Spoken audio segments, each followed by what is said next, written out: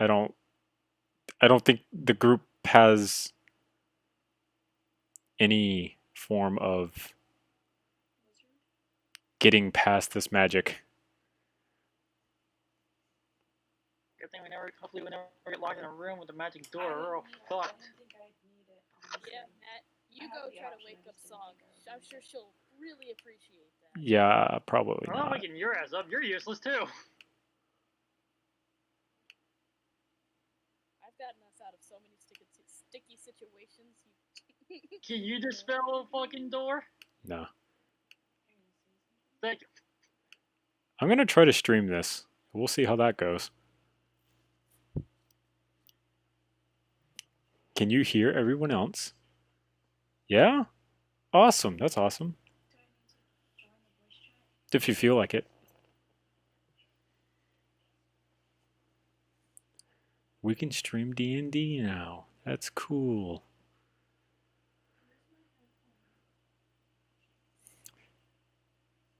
I don't know where you put them. 8-Spay. Well, I mean, the discussion is here as well. I was gonna try to be a little bit more vocal too. Yes, Dojima, you're down the right track there. You might be able to punch a hole in this side. Like I said, the actual door behind the barrier is kind of inset a little bit behind the barrier by like 6 inches. So there's a little bit of room between barrier and door.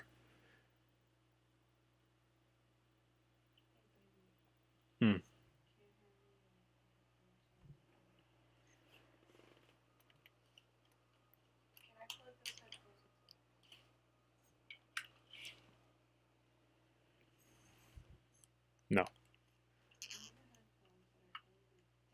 Oh, sorry. Thought you did those.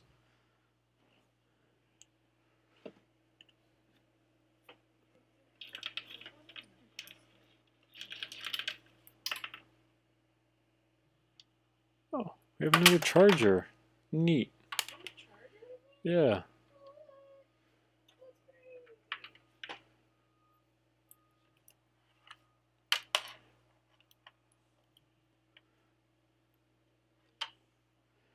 Yeah, it's just a barrier.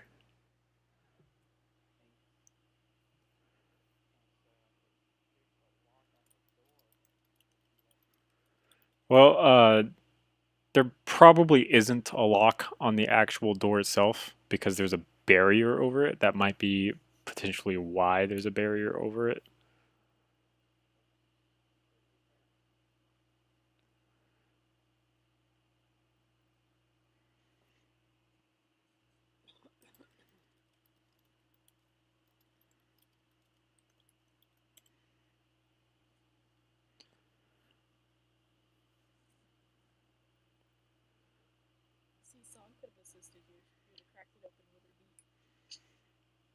Like a woodpecker? You're just like slamming into the wall with it?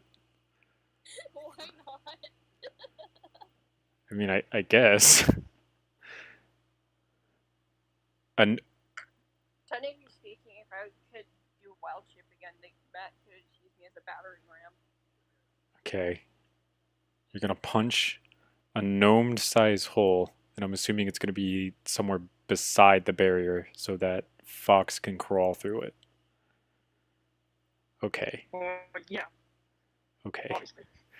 Roll. Alright, I've already rolled for a strength. Yeah.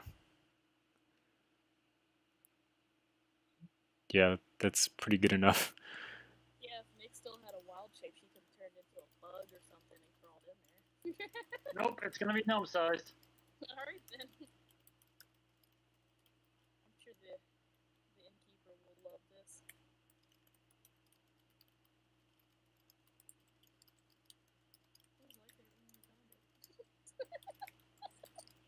Does watching your stream count as reading while you type?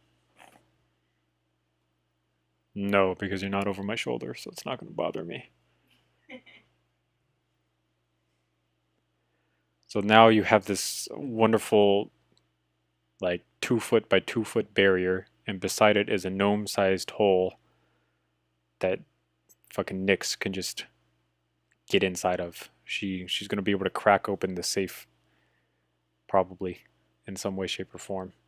And you're not going to be able to see entirely inside of it, but you'll be able to kind of reach in and maybe get some things.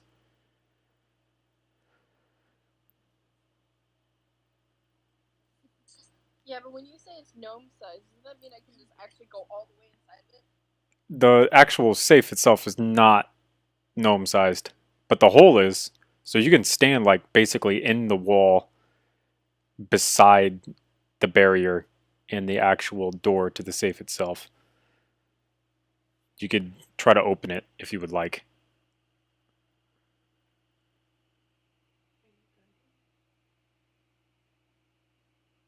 She doesn't need a torch. It's right there in the room.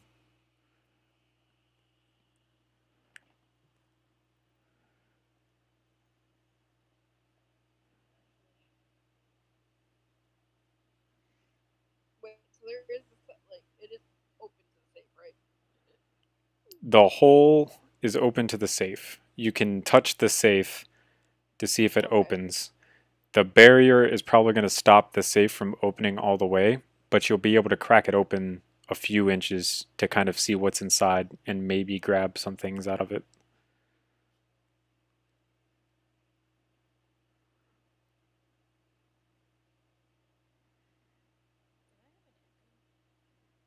As far as I know, no.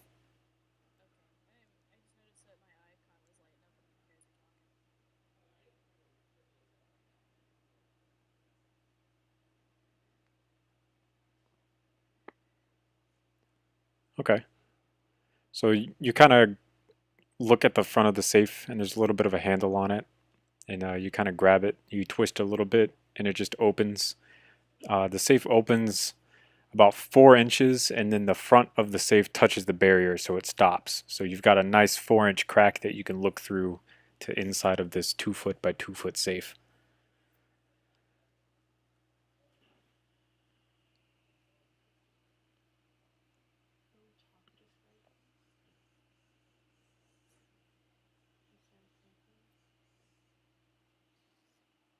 If you want to. That's what I'm doing.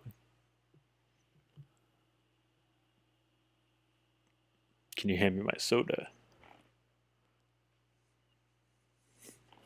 I must drink. You good? Oh. So you kind of peer inside the safe. It's a pretty small hole. And there's plenty of light in the room to see what's actually inside, but it's just kind of like a small crack. So inside the safe you can see that there is a red journal of sorts, maybe some type of ledger or bookie, like what's that? It is called a ledger then. Like the books that bookies would have, for instance. Yeah. And there is also small sacks of coins that have probably been built up over time from his working at the inn itself. Most of it is actually probably from Gilgamesh. And me. Yes. Am I able to like grab like the binding of the book and gently pull it out or no? Yeah, it should be able to fit through that small little gap.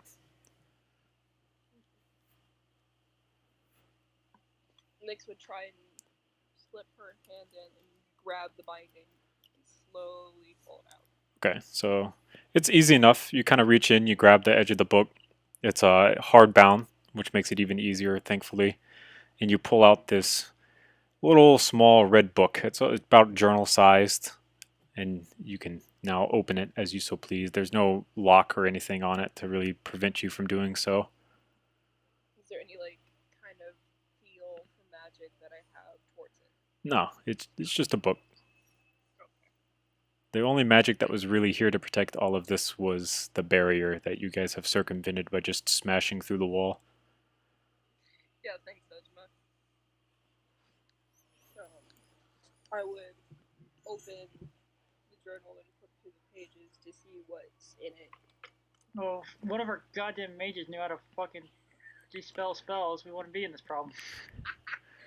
I think One of dispel the spell. 3-4 fucking mages we have in this goddamn group. No, we have to go physical on this shit.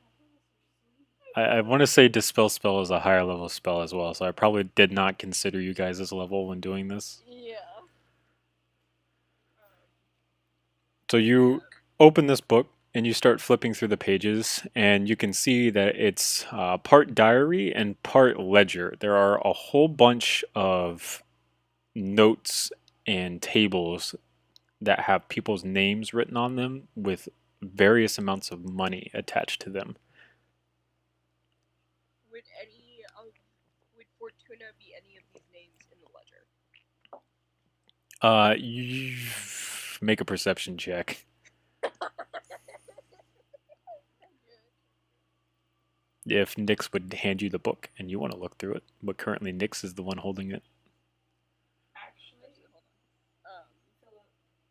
Before I do my perception check, I would wander over to Dojima and Gilgamesh to show them the book. Okay. Have it face open in my palm.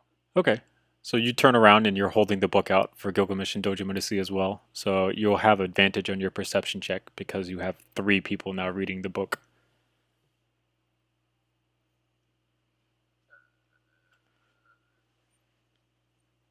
Check. Is it? Do we all roll for perception? Let me see what Nyx gets first. Okay. Alright. Is it exclamation check ADV? Yeah, exclamation point, check, space, perception, space, ADV. Okay.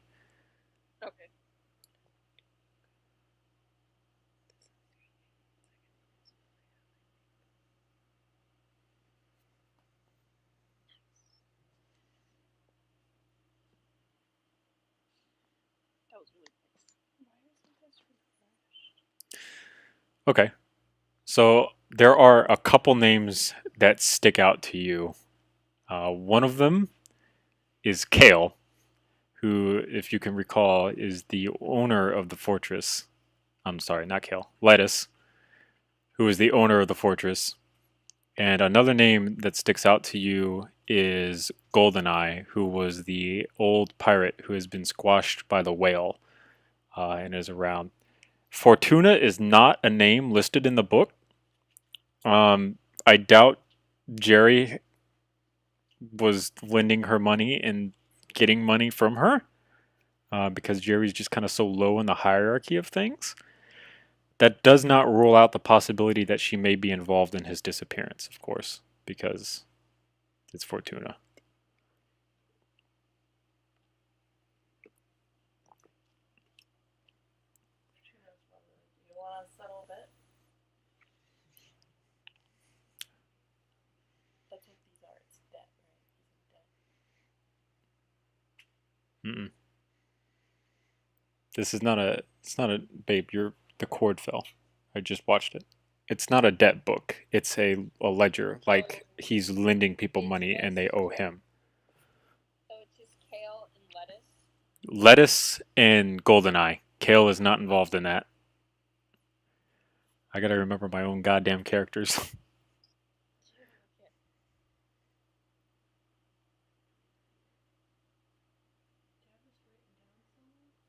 No, it's all in my head.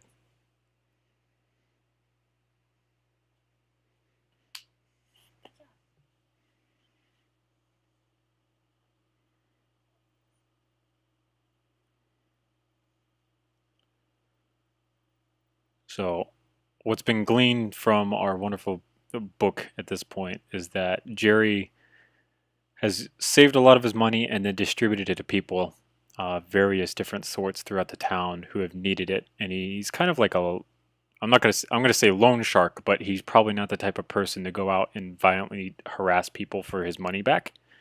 He's just very kind in giving out his money and making sure that he keeps track of who owes him what. Jerry. Is this kind of like what his journal says? That's just the bookie aspect of that. I can. Do you want to know what his journal says? You I mean, can. technically, I'm not here, so. Yeah. You can read his. Flip to the last entry of the Okay, so in his last entry, which was the day that he went missing, he described that he was going to be meeting someone at the docks. And the person that he describes is one of the guards to the standing police force, but it's a low-ranking member of the standing police force, and that they were going to meet up to discuss an investigation that is ongoing with you guys. I knew it. Tarkal doesn't know it, but I knew it. I'm sure you'll know sometime. Nyx retort would like look up at Dojima and Gilgamesh and say, "This might be. This local guard might be in Fortuna's division. If not, then we're in trouble." It's possible.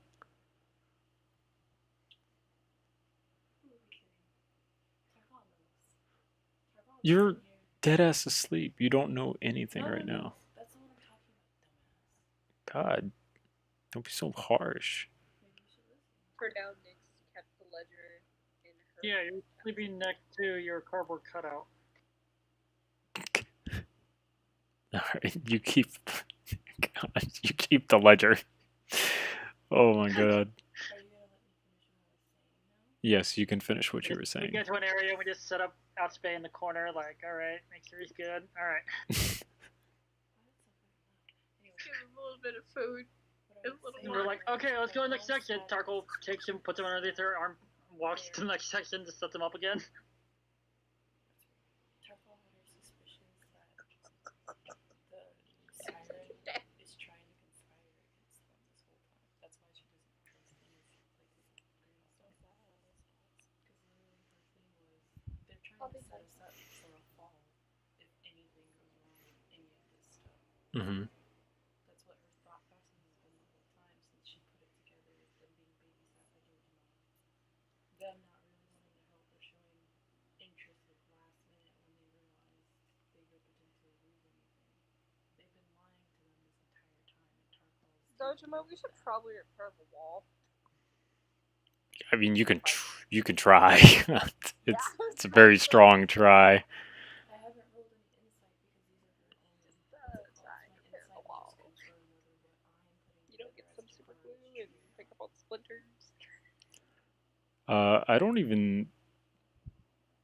What the fuck would a building skill be? I guess that's intelligence based. You made me do survival. I mean, if anybody has a mending spell, they can fix it, I think. Yeah, it's good. It's got to be survival. It's got to be a wisdom check. I don't have to. Didn't you say there's a tapestry that was hanging there? Why don't just put the tapestry back up? Yeah, you could. I mean, you could say it was like that when you found it. Oh, okay, so Dojima takes and he grabs Nyx and puts her down on the ground, and then just takes the little tapestry that was hanging there and puts it back over the hole, and it covers it perfectly, so you can't even tell. It's right next to it, so. We're good. I think the next. Probably should go to Yeah. Probably should go to bed so that way we can get our rest. Gilgamesh, don't stay up late drinking. He already drank once. It's okay.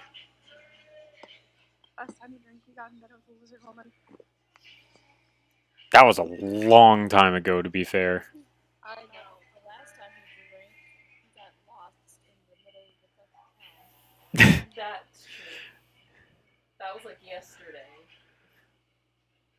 All the days have blended together. Yeah, so you really can't do much. It's getting pretty late, and you guys need to sleep because half your other party is already asleep. So you all tend to crawl into your bed, and you're given rooms, and you can go ahead and long rest as well, so you can get back all your spell slots and any expended HP that you have.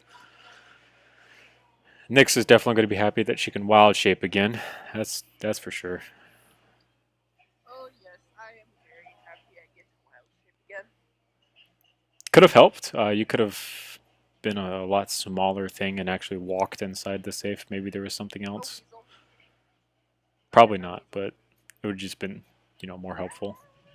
Depends on how the weasel is, depending on how big they are. I think you would be able to kind of get in there. I left the coins alone because that's Jerry's. We don't touch.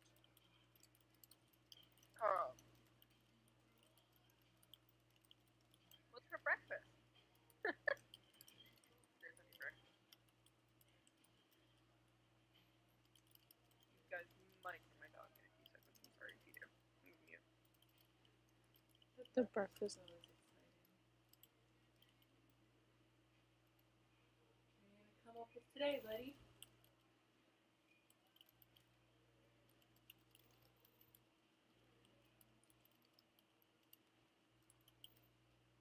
Song would like to help pass out breakfast because Jerry's not here. Oh. All right. You can hand out bowls of oatmeal if you would like to the group, or are you doing it to like more patrons in the inn as well? Yeah, I'll do it for everybody. Oh shit.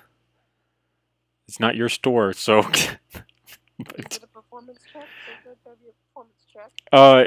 if she wants to go above and beyond the just regular passing stuff out, yes, it would be a performance check. Maybe she wants to do like a little fancy dancy sleight of hand, like throwing plates up in the air or some shit, if she wants to do that.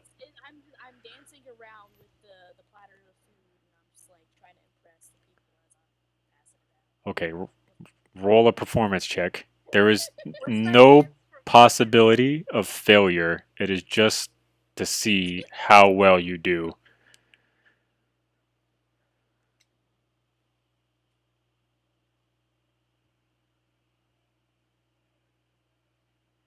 Oh, Jesus.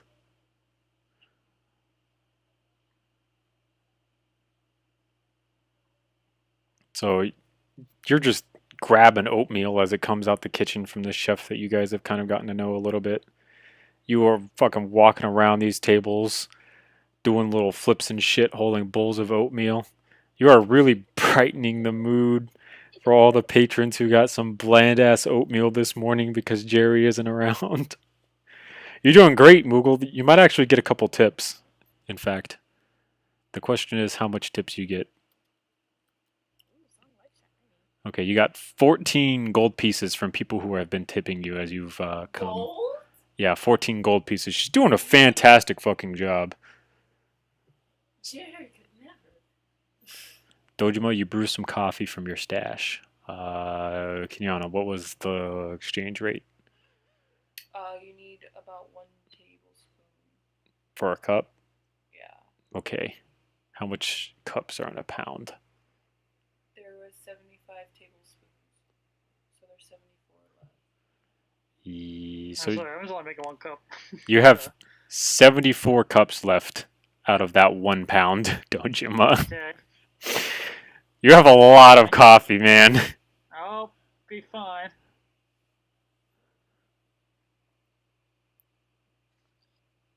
At the dining table, I would open up the ledger and look over the last entry to see if Jerry described this underling soldier from the guarding troop. So it's a low-ranked soldier. He knows that. So he'll probably be wearing the standard uniform. And the only name in there is Barry. Barry. You were just thinking going with about fruits that. and vegetables today, aren't you?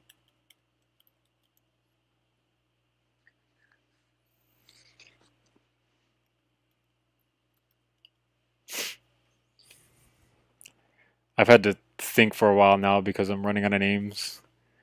Why don't you write down names? I have 3 bosses at work and I've already used 2 of their names. I've only got Oh my 1 God. left. You serious? Yeah, it's funny because one of them I like, and he's the one that's gone missing, and then this one, Barry, is a kind of neutral. So hopefully you guys don't fucking murder him.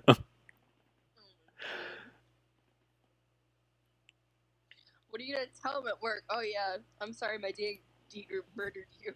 Yeah, y'all are dead now. Mary, Larry, Harry, Carrie, Mary, Terry, Jerry.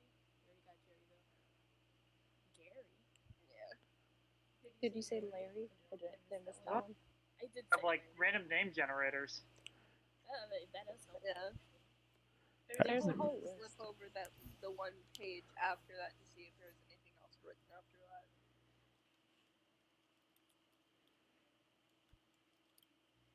Is there anything else behind the last page? It is currently blank. Okay. You Is it can that is full? roll. Let me look at my stat sheet. Shit. Roll an investigation check on the remaining pages.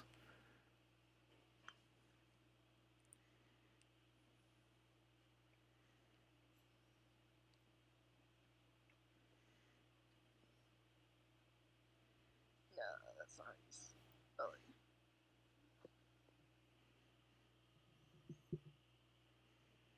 There it goes.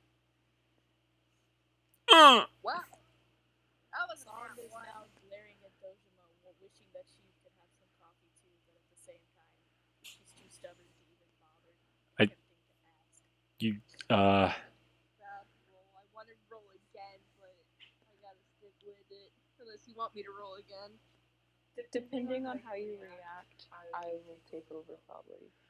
So you open this ledger in front of everyone, and you start scrolling through these white pages in the back, and you run your fingers over them, and then you look at everyone else, and you go, "Look how white this paper is. It looks so nice, doesn't it?" Song, you have done a fantastic job serving. You might be able to go talk to the chef. Maybe he can whip something up for you, potentially.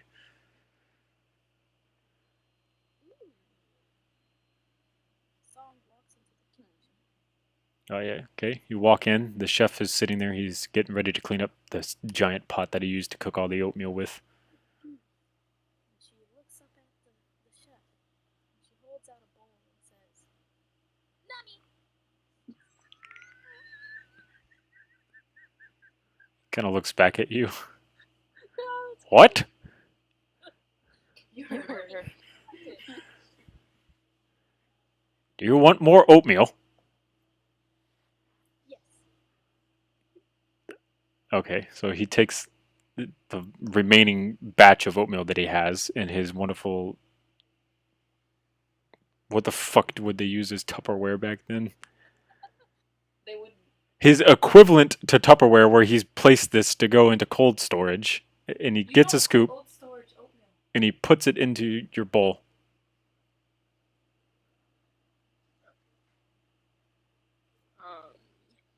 Song brought it back to her table. You have another bowl of oatmeal to eat. Tarkal. She says, "Oh, let me see the book."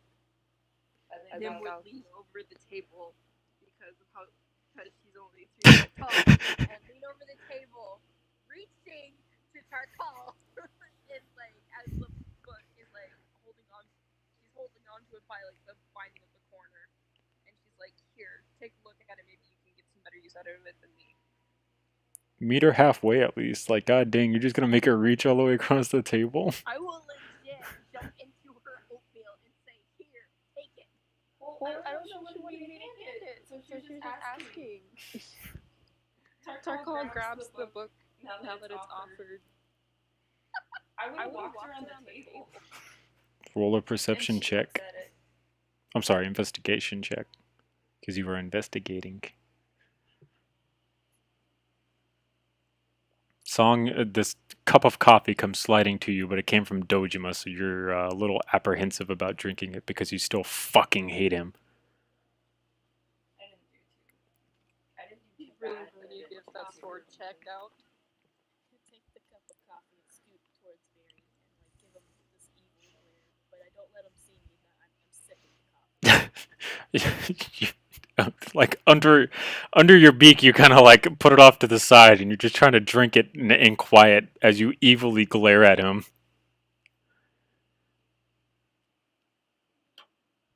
Okay, so Tarkal, you're looking at these pages. You look back to Nyx, and you're like, yeah, these are some pretty nice white pages here. They're blank, but they're pretty nice and white. Maybe someone else wants to try.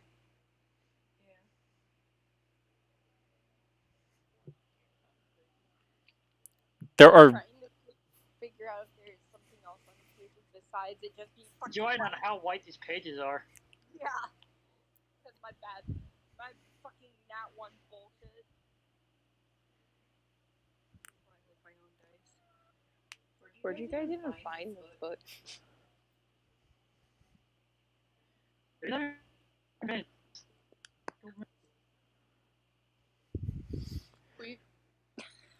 It's not like you care. You're evil. May or may No, I'm not. We on this. may or may not have found it in a certain place, just laying out somewhere, right, Dojima? Yeah. This is some nice pages. Anybody else want to look at them? Nyx would look around to see if anyone would be willing to try and figure out if there's anything else on the pages. Here, you try. Okay, Hadespay takes the book, and he's gonna look over him. Let's see if it's the pretty white pages again. Observe the beauty. He Oh my looks Tarkal in the eye. He nods once and goes, "You're right, Nyx and Tarkal. Those are some pretty nice fucking white pages." Can we do like a group check? We have to what, roll 14 to get this sucker? Oh my god. Dojima, do you want to look at the book? Song is now curious. Nice pages? Fuck it up. I'll take a look at it. Fucking dead. Oh. Alright, there we go. That's better. I have fucking 0% investigation. I fucking got it. Holy shit. Dojima takes the book. Zero investigation. He like Fucking snatches it from Hadespay, like tired of y'all shit. Opens to the first blank page. He runs his fingers over it, and he immediately recognizes that there is a part of the page that is a different texture than the rest of the page. There is probably some type of invisible ink on this page that is not on the rest of the page because of that texture change. Oh, feely white paper. Nyx would probably think that it's light-based invisible ink. It At is... this point. When Dojima got a 17, I could just tell Dojima. Dojima has worked with this type of ink before in his wonderful policing force, writing secret scribes back and forth to him and his higher-ups. It requires an acid type of juice to actually appear. Can't I just use some coffee beans and just rub on the next page for the imprint? Yes, actually. Yeah, I'm you gonna do could that. you could do that too, I Alright, guess. good. I didn't think about that, Too but easy. I'll reward that creativity. Coffee's an Don't acid. you dare bark, Daisy. He's talking about like the imprint from pushing is going to transfer Yeah. over to the next page. So when you Oh. trace over it, you have the raised and lowered portions. The raised portion is going to get the coffee stain on it, while the lower portion is not going to get any. So it's going to translate. I thought you guys were talking about because coffee is acidic. Coffee, Yes. Everybody does that. Coffee's in the acidic groups. I It's up there with paste. specifically chose acid because there was some fruits that were around that you guys could have used, but Lemons. Dojima has beaten me Okay. at my own game. Oranges. You guys didn't know coffee was acidic? Coffee is not acidic. Yes, it is. That's why people with heartburn can't drink it. Nyx. Oh shit, it is. What? Coffee is in fact acidic. Alright then. That's weird. I was a barista. Nix would hop up on Dojima's shoulder as he was looking at the pages, and was kind of mad that Dojima got it instead of her a little bit. But then again, she let it go. Okay, so as you're standing on his shoulder, you watch him take out a coffee ground, and he just starts rubbing it on to the next page. And on the actual page itself is this wonderful sentence.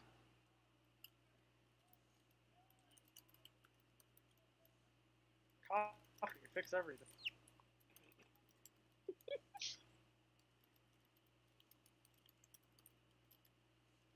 See, we wouldn't have gone to this far if I didn't put my if I just threw my coffee in with the rest of you guys. No, my own.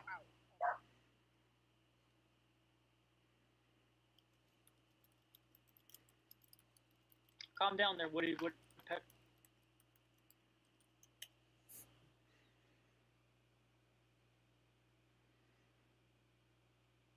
Yeah, you're pretty hyper right now, Song. You feel like your next survival check is going to be a good one because you're just going to fucking take off and leave everyone else behind. Yes. Omelet kind of just nuzzles closer to you. She's definitely warming up to you. She might leave 8 Space shoulder now to go come and sit on yours. I don't know how your relationship with your Kinku Bard is going to go over when you start fighting over that. We both know Song would drop me for Bayri any day.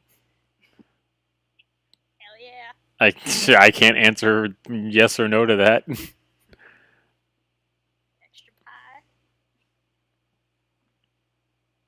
Someone does like pie. Damn, that's all you would need? Jeez.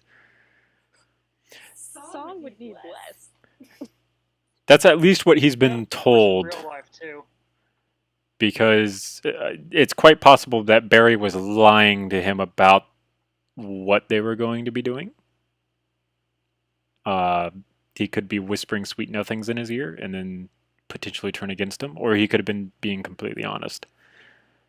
You can't really discern from the book itself whether or not what's being presented to you is true or false. Jerry definitely believed it, but Barry would probably be the only person who knows it. Would you ask? I did. You did. Meeting with Barry. Hope he can recruit me into the Siren so I can leave this life of servitude. We'll be back in a few days with the update.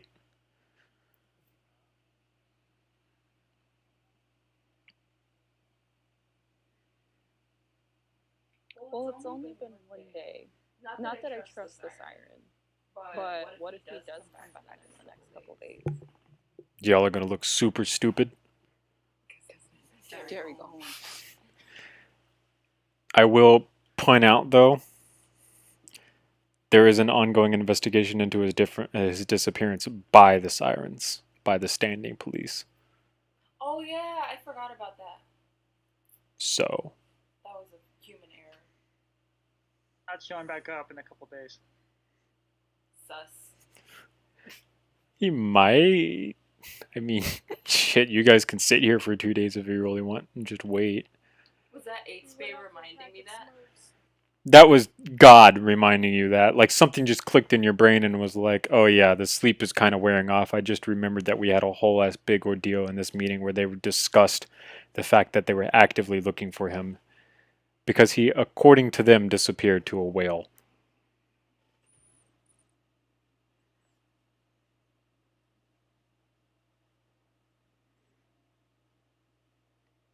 Is it time for the family meeting again? And the ordeal of the Probably shop? should ask the shopkeep if he knows anything about the name of Barry. Shopkeep? What shopkeep? And I'm sorry, Innkeeper. Oh.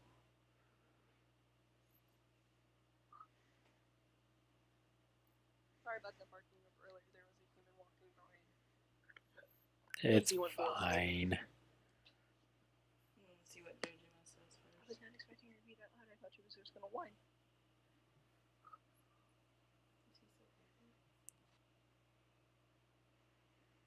Tarfal's gonna go ahead and stand up and ask the innkeeper if he knows who Barry is. Currently, the innkeeper's desk is empty. He is not there. She asks the chef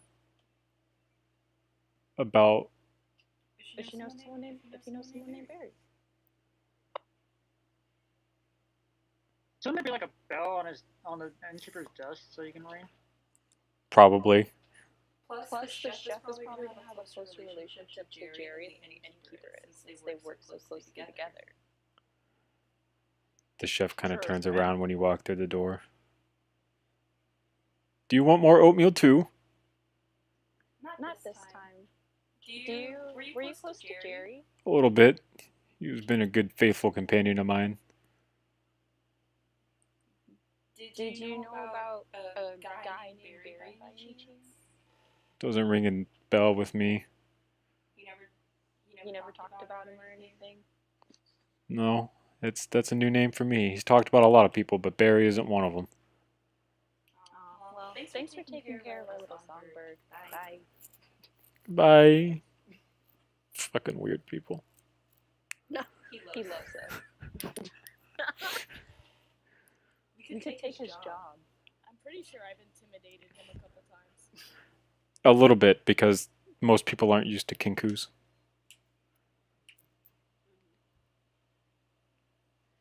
Next way to hop down off of Dogeman's shoulder and look for the bell to ring the innkeeper. Okay, it's nice and tidy. On the corner of his desk, there's a glass box over it and a little handwritten note that says, "Don't ring until 8 o'clock." And what's the current time? Well, never mind. I know what the current time is. It's morning. It's morning. But it says, but did you get 8 o'clock a.m. or p.m.? In the It could be morning. 8 o'clock in the morning. You don't know. It's in the morning. What time in the morning is it now? You can try to ring it. You can see what happens. Put the Kenku on it. Nick would do it. Okay. Nick would get behind the song gently scoot her towards the bell. See what she would do. It's a very shiny song. You might want to press it. I'm not even away from the table, but okay. You are now. I guess so. Voluntold. Song is eyeing it, and then she picks up the bell. Wait, can I pick it up first? Yeah, you can pick it up. You move the glass box out the way and pick it up. And she's fascinated by it. It's very shiny. It's like pristine shiny. She would look at song and say, "There's a button. Press it." How- I imagine song just shaking it. How many? And there's no sound coming out of it. Hold on. Did you? Who's calling me?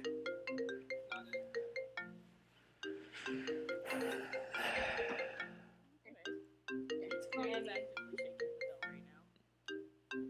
Hold on. Hello? Yeah. As far as I know, no. No.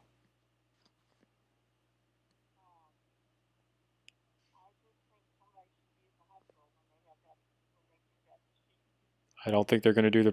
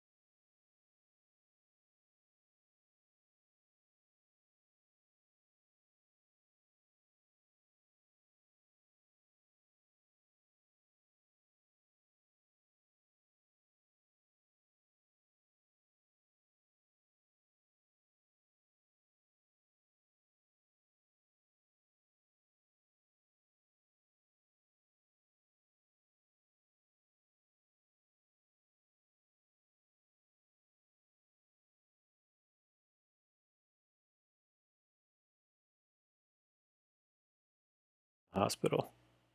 Oh, you okay? Yeah, he'll be fine.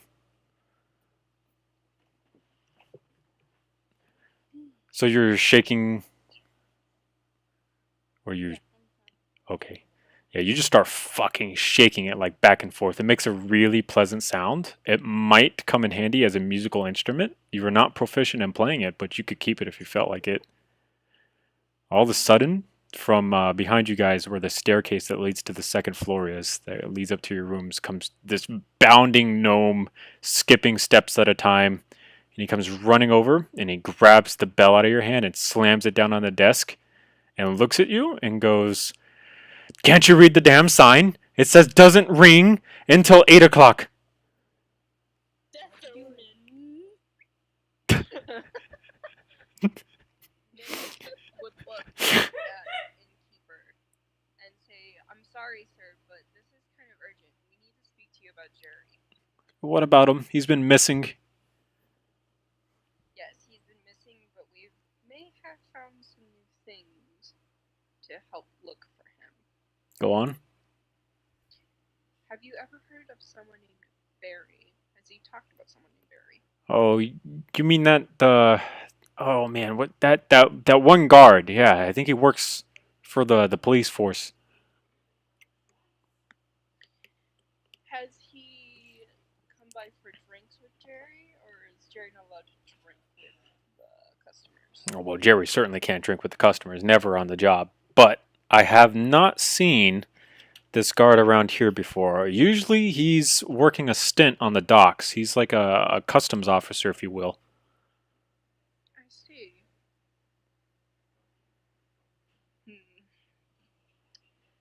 Thank you again. Sorry for waking you if we did. Yeah, a whole 5 minutes early. It's fucking unbelievable.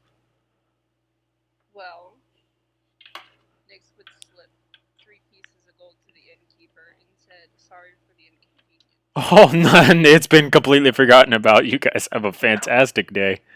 And I just went outside, so you're good. Song, the bell is back on the desk if you want it. You can try to steal it. Tarkal is debating whether or not to allow this to happen. She sees the glint. Song is eyeing the bell right now. She looks up at her party, and then she just walks away from the bell. I was about to say, you would try and turn around. Nix would glare at you as soon as you hear a little creak of wood. You leave the bell on the desk reluctantly. Now he knows how to make the bell sound. Yeah, I'm walking around making it right now. Yes. It's going to be quite annoying.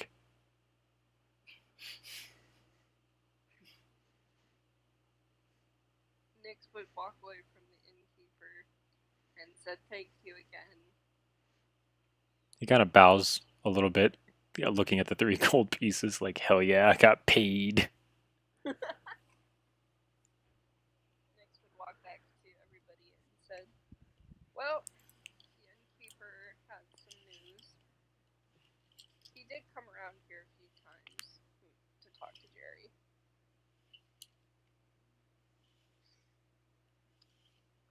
Well, to the docks, I guess.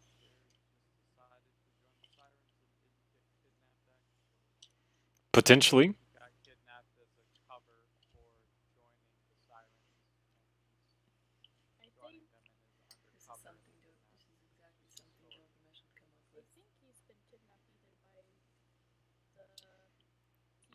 or the cult he's been in. Come on. Do it. Look at you. Nix would motion towards the door once she finished her oatmeal. Maybe we should head towards the docks and look for Barry. Did I not press the button? I mean, you don't have to let us know that you're not going to need her help anymore. But the thing is Dojima made a deal with her, and he doesn't want to be a part of her group, I think. Yeah, also true. Yes, Kenyana. Did I not press the button? What did you say? Well, I said to the docks, I guess. And no one... Oh, no, you didn't push the button.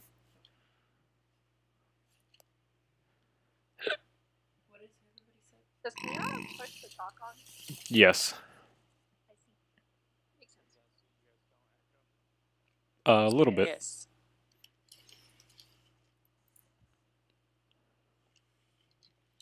Where do you guys want to head first? Would you like to go to the fortress, or would you like to go to the docks?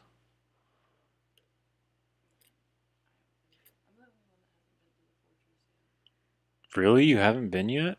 Out of all the times they've gone, you've never gone? Dang.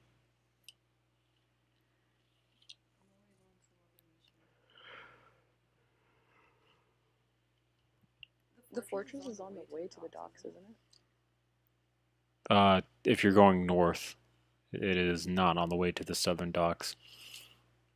Oh, we have to. I mean, we could always split party. We don't really need a lot of people to deliver a message. I mean, Dojima could probably go alone. Might be the better of the idea, considering she wants to hire you. The thing is like, would he be able to slip away as easily as some of the others? I just want to know. I- Paul does not know this. I don't And think. can we really trust the people that were petting pages to do a good investigation?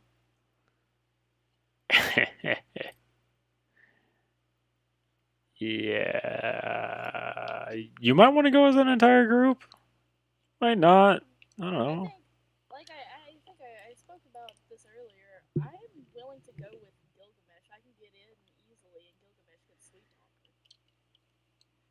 You could probably sweet talk her too by just staring at her and T-posing intimidatingly. I'm not going by myself. Yeah, definitely don't do that. She has a very fondness of you and Nyx. Yeah. Then again, Nyx could easily pop My into bear investigation is the run only away. reason we know about the crab people, and half the stuff we know is because of my investigation and my perception. It's fucking irritating, and I'm already Alright, so I've who's been going in to a the foul fortress ass and mood who's going today, to the and these docks? little jabs are Well, pissing me the fuck off. how persuasive is Tarkal? I have the second highest persuasion after. No, my persuasion is higher. Gilgamesh's deception is higher. That's what it was. I feel like Tarkal would be more defensive about her trying to take Song away. Oh, yes. Tarkal has not met this woman before, and this would probably be her first time really kind of interacting with her, so... Gilgamesh's persuasion is +4, and Tarkal's persuasion is +4. Song will follow either of them. You guys talk that out. Oh yeah, I got shit rolls. I forgot about that.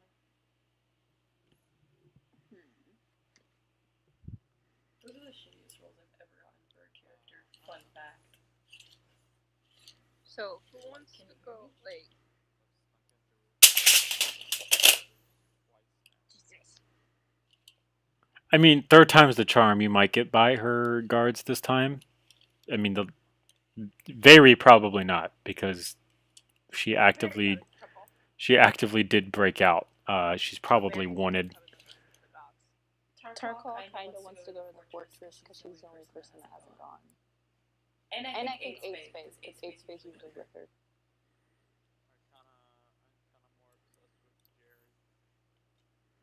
So, me, Gilgamesh, and whoever wants to go to the docks will be going.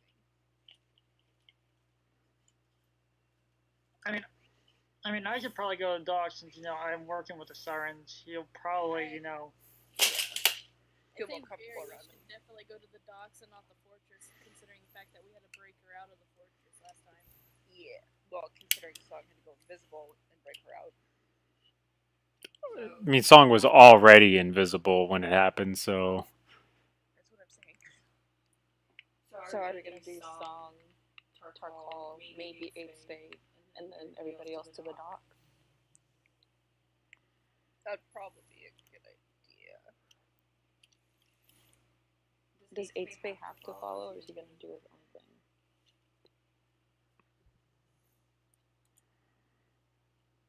Where are you going?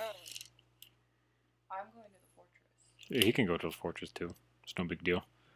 She might try to steal Omelet, but it's a familiar, so she could have it. And then the second he gets 100 feet away, it's just gonna disappear. Oh look, another one popped up. That's all it is. No, but wait, Dojima has the ledger, right? Someone has the ledger. It's Dojima.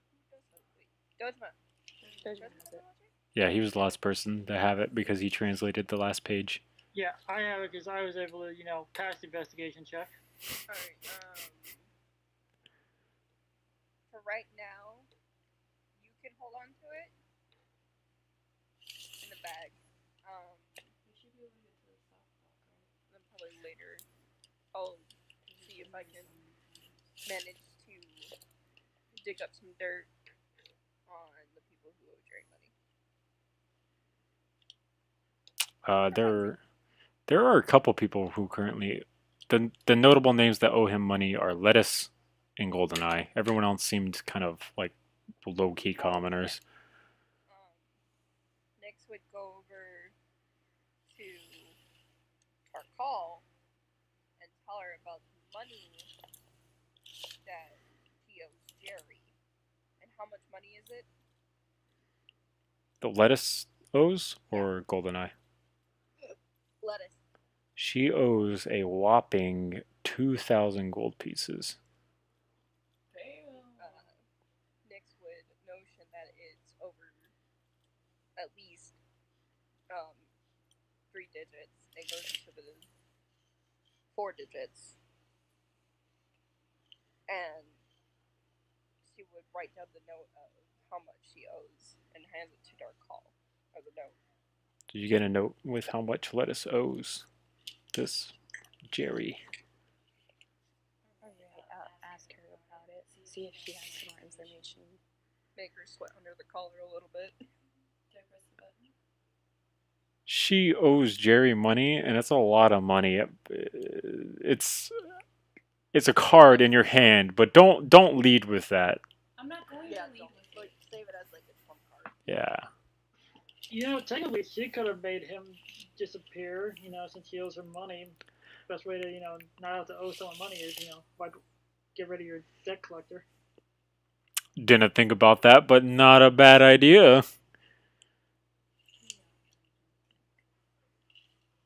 Now the pay guy, if he's not around anymore. She is obsessed with taking people. Yes, but she generally hires them. Indentured servitude is still a form of slavery. Oh my fucking god. Yes. Anyway, Saul reaches up and grabs Tarkal's hand. And she looks at it and she says... What does she say? Jingle-linga-linga-linga. No, I had everything to say. I tried to find it. Kick some ass and she starts walking towards the fortress. Tarkal happily follows Song. So since Song is the one leading, and Song has been here a grand whopping, this will be the 3rd time. It's a nice, easy walk for you guys. You guys don't need to roll a survival check for this. Awesome. So, Fix her bag and then look up at variants of Jemima and Gilgamesh. But yeah, sometimes. And ask them if they were ready to go to Seabury.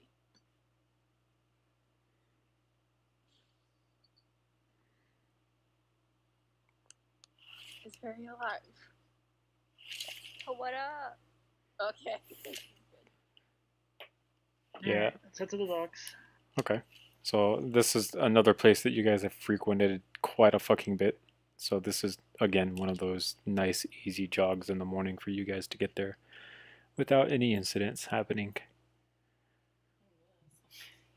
So some of you are at the fortress, and some others of you are at the southern docks. Which side do you want to start with? It's the way into the fortress. Okay. So We'll get it easy. it is the middle of the day, well, middle of the morning. So the fortress is not exactly in full swing because it's more of a night type thing. But when you walk in, there's just a whole bunch of people who are currently cleaning in between all the seats. All the stale food and drink that has been spilled, some of the vomit and shit that's on the ground, they're currently cleaning that. Maybe some blood. Yeah. Not in the stands, but definitely on the actual arena circle kind of octagon thing. Yes, definitely some blood that people are currently dusting sand over. There's also like a crater in the center from when I slammed that gnome into the ground. It is still there. Crater. Song points to the booth and she says, "Lady." That's where the lady is. I wouldn't be surprised if she pointed over to the fucking fry vendor and went, there! Alcohol. Yeah, potato water. Oh my god.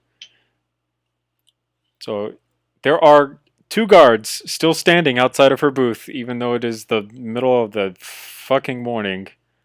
And they are just standing there, and you all approach. And they're very well acquainted with some of you, and others not so much.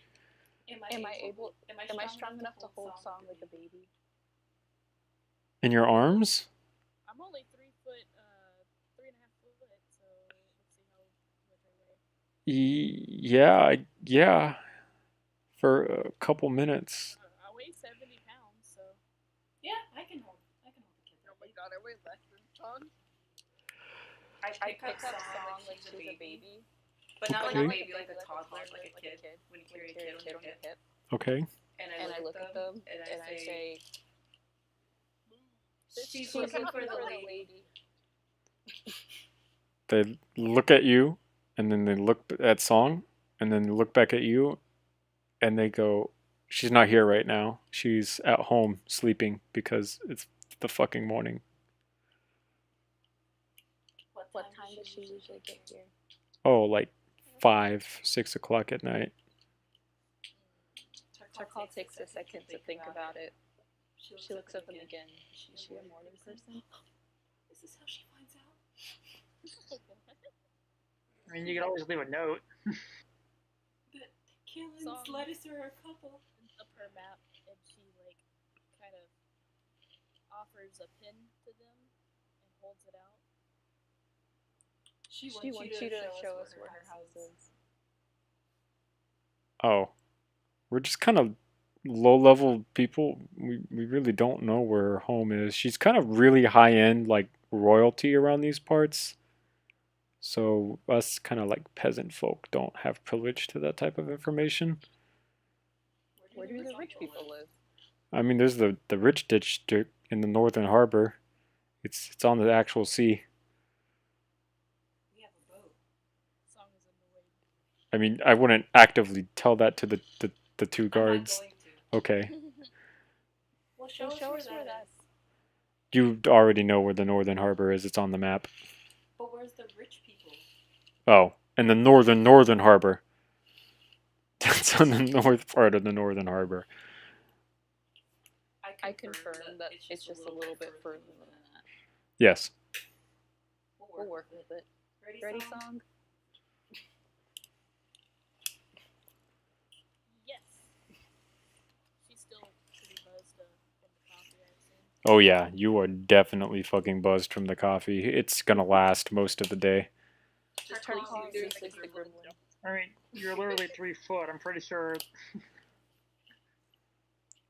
So, the cup is almost half your size.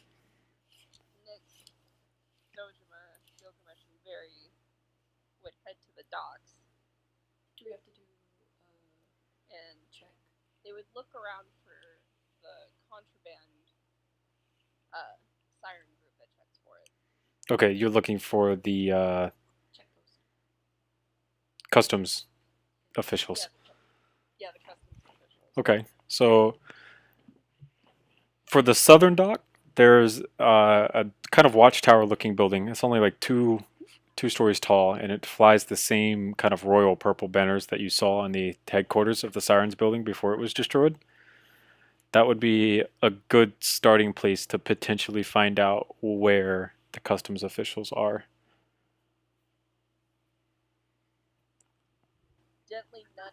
Dojima. I don't know where I would nudge because I'm short. So. His ankle. I don't know. So it's northeast of you, and it's only a couple blocks away, and it's easy to see because it's a 2-story building basically, in a place full of only like 1-story buildings. You can definitely get there pretty easily. I know. I would just nudge Dojima and say, you should probably talk to the sirens. We may not be wanted around them after the show in the office.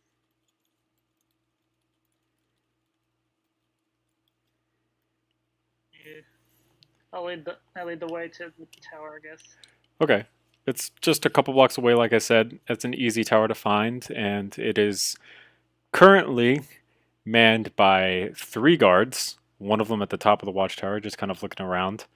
One of them at the entrance to the watchtower, who is currently sitting on a barrel fucking asleep. And then a second one that is currently taking a piss on the southern side of the wall, kind of out of sight, but you can definitely tell what he is doing. Aren't supposed to be asleep on watch?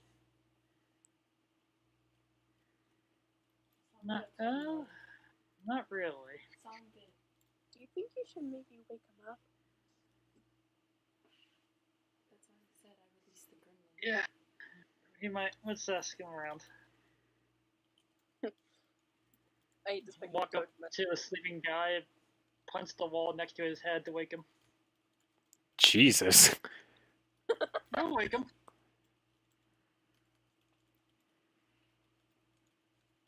You do a strength check on that one, or? No, you don't need to do a fucking strength check. You're punching the fucking wall.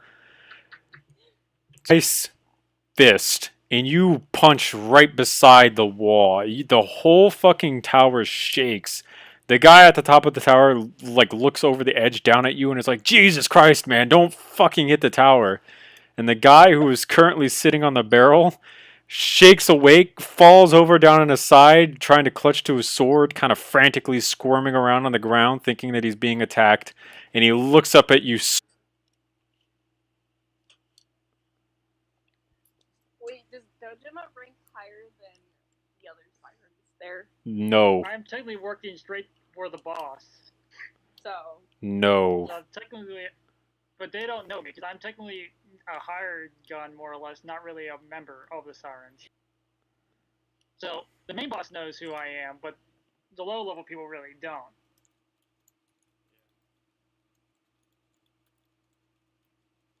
I'm gonna pretty much stop him from pretty much getting his sword out, basically, and be like, and pretty much stop him for sleeping on the job. Okay. Jesus, you start scorning this man for sleeping on the job. He has little idea who you are, so he's just kind of listening to you scorn him, and is just looking at you like, is this some type of citizen yelling at me randomly? I don't understand what's going on. You might need to tell him that you know his bosses, and that's the reason you're concerned. Can I lean into that? Give me a minute. So pretty much I'm just going to reveal that I work for the head siren and pretty much say we're here on the investigation of the missing gnome. Okay. So he quickly collects himself, and he stands on his 2 feet, and he kind of pushes his sword hilt back down. He only got it like halfway at the sheath before he fucking realized what was going on. He kind of salutes, and he goes, "I'm so sorry. I didn't realize that you were working for Fortuna.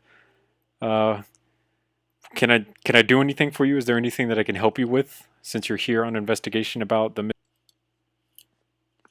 Pretty much lead we're looking for, what's his name, Barry?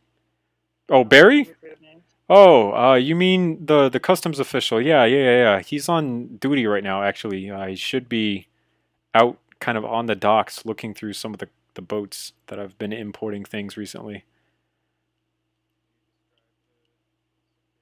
Oh yeah, dark skin. He's got a goatee that's gray. and his hair is very short. He's about 5'8" tall, and he's wearing the same uniform that we're wearing.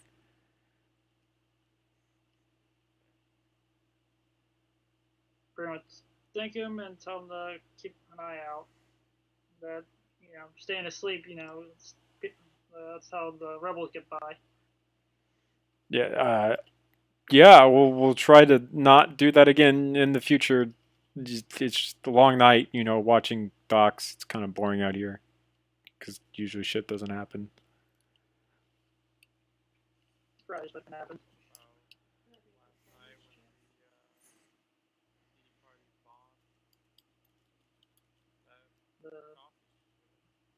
Yeah, with the fire bombs. Oh, well, I wasn't here for that. I was the late shift. Like, you know, 1 to 10. There's not a whole lot going on in that time. If you have any complaints, you can stick it up with the guy at the top of the tower, though. He was definitely here for that shit. So, you can scold him some if you feel like it. His name's Jacob. You can yell at Jacob.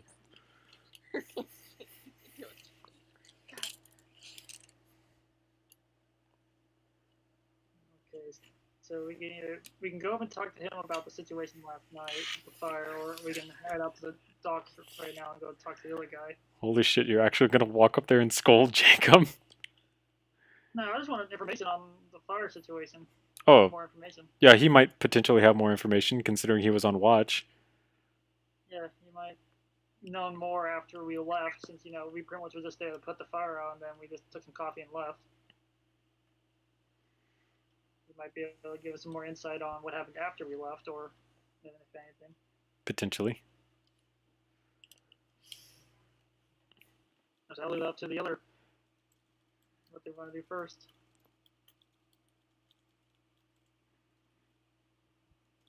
I say we go talk to Barry. But like a flinch jump, not like a actual jump. So let's head out to Barry. Okay, so you kind of meander about the Southern Harbor docks, just walking. You see a couple fishermen pulling in some loads of fish off of their boats. There's a couple boats that are currently importing goods down onto the dock. There are a few customs officials that you run into along the way, but none of them are Barry. Until you get to literally the last dock that you have to check. And Barry is currently there having a very nice heated argument with someone standing there. He's having a heated argument with a elf female who does not look like a fisherman, and she does not look like she belonged on a boat. Yep.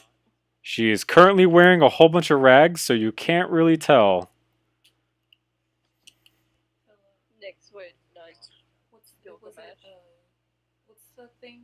Jester.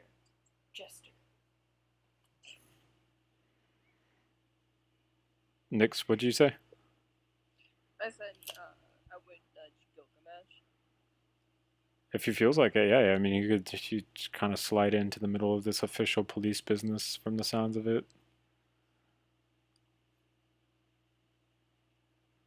Oh shit, we should choose what else or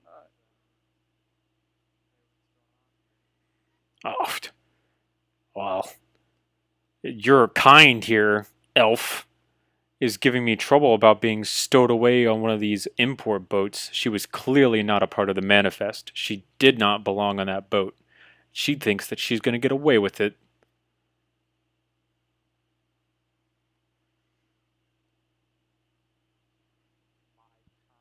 Yeah, your kind. That sounded a little right.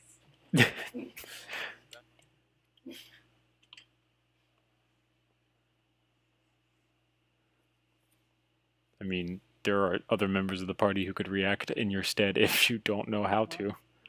What's the guy? I know I'm not there, but I'm curious. What's the guy that's saying this? He's a human. Not a human talking. So, I would look at those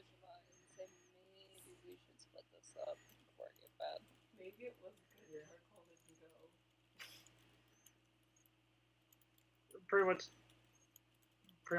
I don't know. Do you want me to take over? No, you should sit back and be quiet. Very, go try. Nix would look up his Go hand. play with the fish in the water. Who's doing what?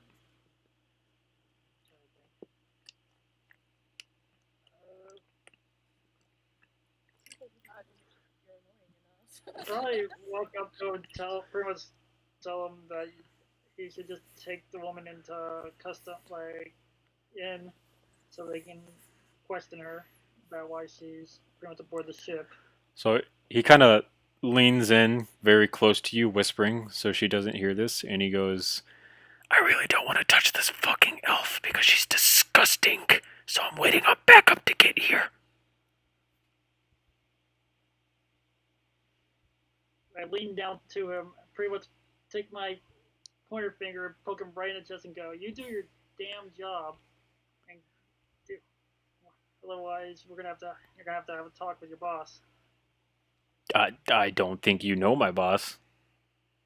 I don't even know who you are. I bring up the mention of the siren leader, and the Jerry situation. Oh, God. Oh, wait, no need to talk to her. I will take care of this right away. He grabs her by the arms, and she starts to manacle her, and she's obviously protesting. She does not want this to happen at all. She is proclaiming her innocence. Okay, she looks Gilgamesh right in his eyes because she has this deep emotional connection because you are also an elf. So it's just kind of naturally there that she would trust you out of everyone. And she tells you that she has been kidnapped and forced onto the ship and she had no choice in coming here. And that when she finally got here, the people who kidnapped her basically no longer wanted her because she became worthless in their eyes and just abandoned her here, left her here.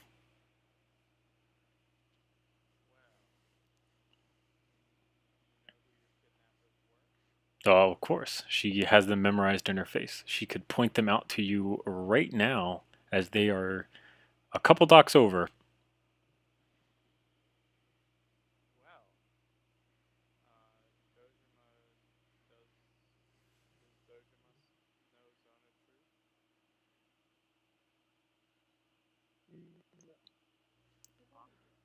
No.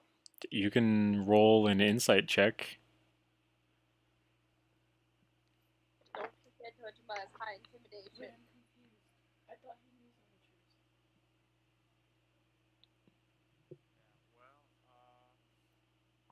That was someone else. I say, well, why don't you point out your kidnappers to us and we'll question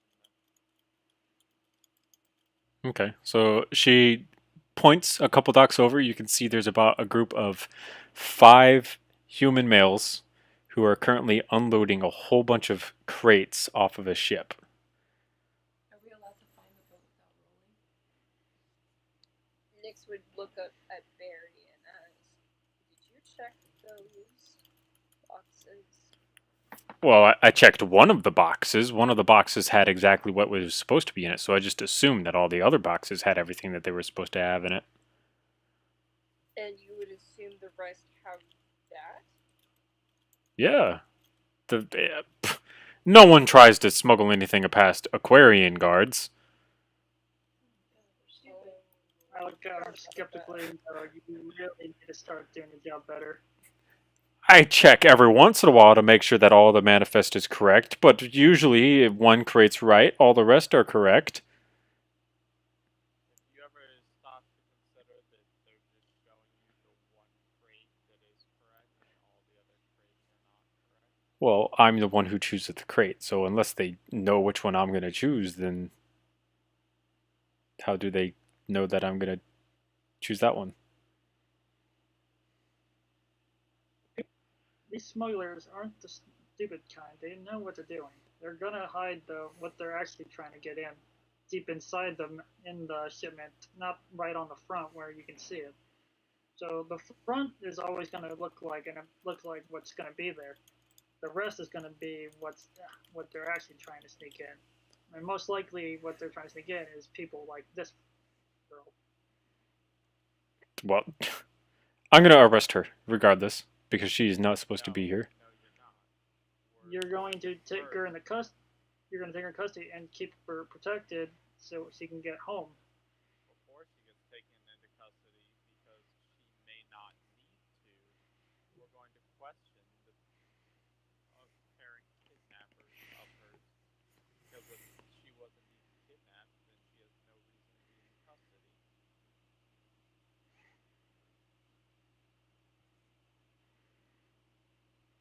You can walk over to the kidnappers if you would like. You might want to leave Dojima to watch, or someone else to watch. I'll stick with the elf. Nix would look up at Or let's parade this guy for his shit job.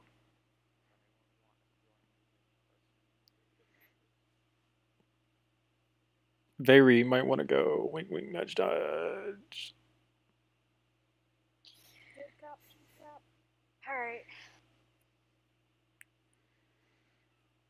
It might help, might not. Who knows? I will follow Gilgamesh.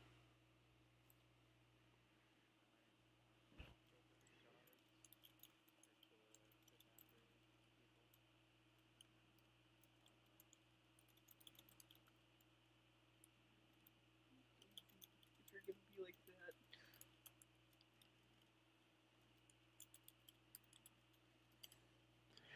So currently the men are offloading crates onto the dock. You can slightly hear every once in a while one of the crates there's like a wheeze or a very low like as it hits the ground coming from the inside of it. They kind of look at you and they kind of go, we're really busy and we really need to get this offloaded, otherwise we're gonna get scolded. Can you please leave us alone? Well, I'm here on official siren business, and I need to take a look inside that crate right there, and I point to one of the crates that I heard a wheeze come out of. Steps right in front of it. Between you and the crate. Nix would move over to somewhere to transform into a mastiff, which is a dog.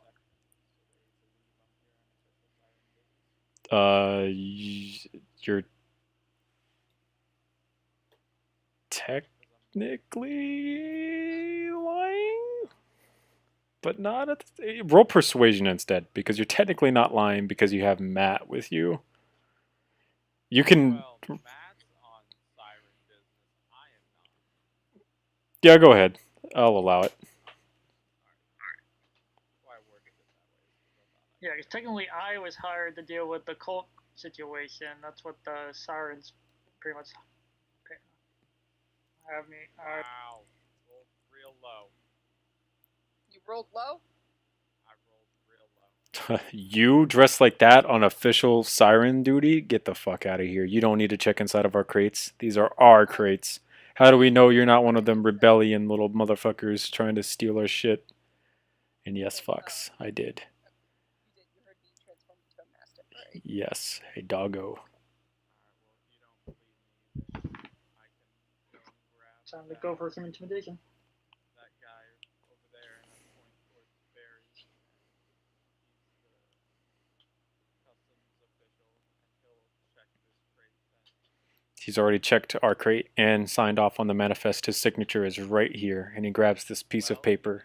Check this crate right here. Oh, he's already checked one of them. He's signed off. Here's his signature. Hey, he's checked everything. Alright, well, I believe that there's human trafficking involved in whatever's going on here, and I believe we should stop it. He does not like the cut of your jib, and he immediately drops his hand to a dagger that he has on his hip, and he is staring at you. That's probably the best wording to go with. Nix would go right up to right beside Gilgamesh and growl at him, and then Nyx would howl very loudly enough where Dojima can hear it. So you're just howling. Yes. People are calling me over. Are you Hear it.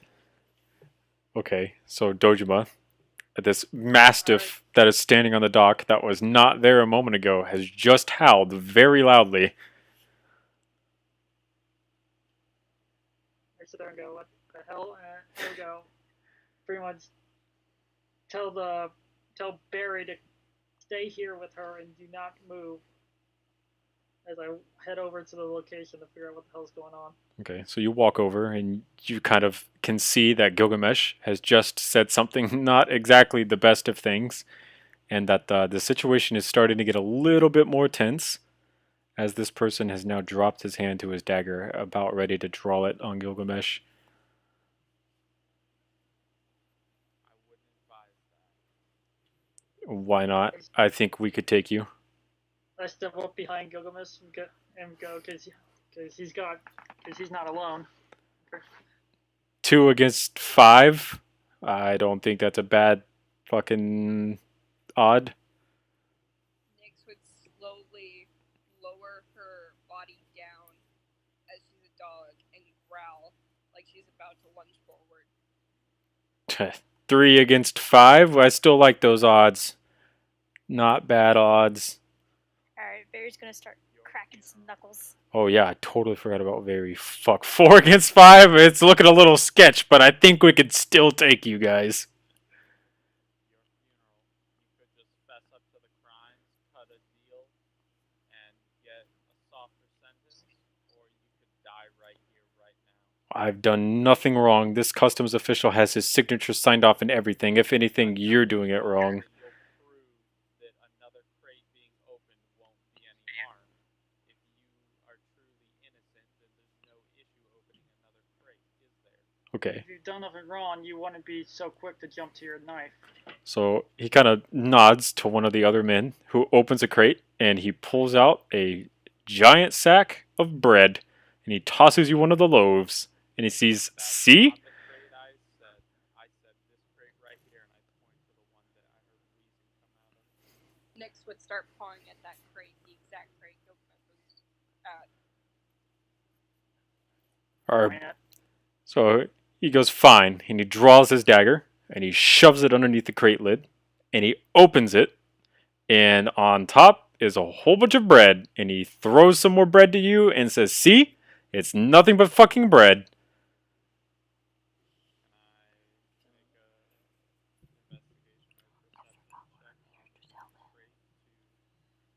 I suggest letting me do that. You could, Yeah, Fox would have advantage since he's in dog form right now, technically. She would have a better sense. I think you guys were just telling her that you no longer needed her help. Yeah, just tell her that you don't, the deal is off. You don't need her help anymore. Oh, I didn't know you were talking to me. I think that's all you're Also, doing. I obviously was whispering to you. Nyx would start sniffing around the... You're fine. Yeah, basically we were over here telling Latest that Dojima is not up for trade anymore. Yeah, the deal is off. We don't need her troops. We don't need her men for the battle. And we don't need her place for the meeting. Yeah. Perception with advantage, right? Battle. I don't know about that. We're not fighting in the war, so we don't need them now. We're letting them just fight it out. So are we just gonna abandon the town after we just got a shot? Hell yeah!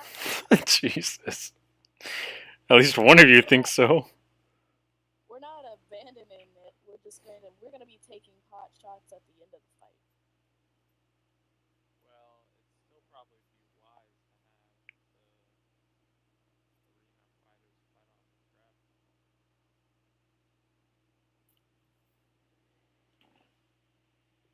Well, then who's gonna pay Latest to keep Dojima? It's with advantage, right? Philip? What are you rolling? Perception. You're rolling a perception to see what? The sense if there's anything else inside. Oh, dogs. yeah. So I believe dogs have scent-based advantages. So So she would have an is it advantage on that. perception with advantage? Yeah. Just put that up, okay. He's in trouble. So it's definitely bread.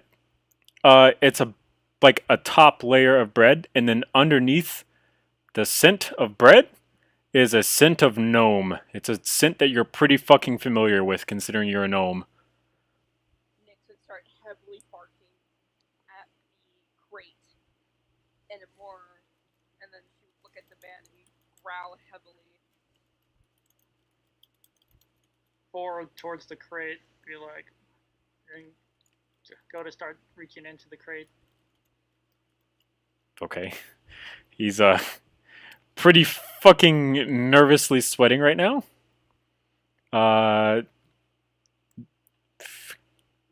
Gilgamesh, Move the grid out of the way to Nyx, find the false bottom. Gilgamesh, Nyx, and Vary roll perception checks.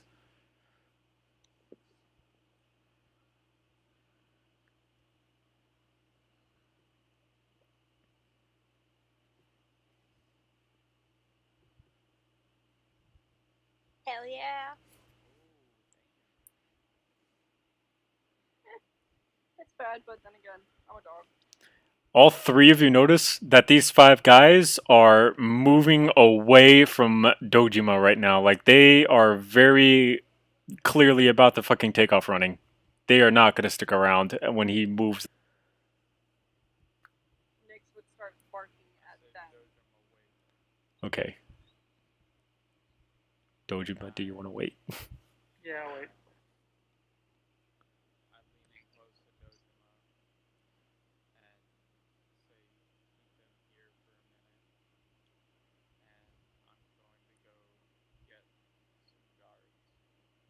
Alright. Pretty much block the exit down the docks, so they can't really get out that way. Very clearly, still pretty fucking nervous, but they're not as nervous since you've moved away from the crate, and they kind of still think that you believe it's bread. They don't really know that you haven't figured it out.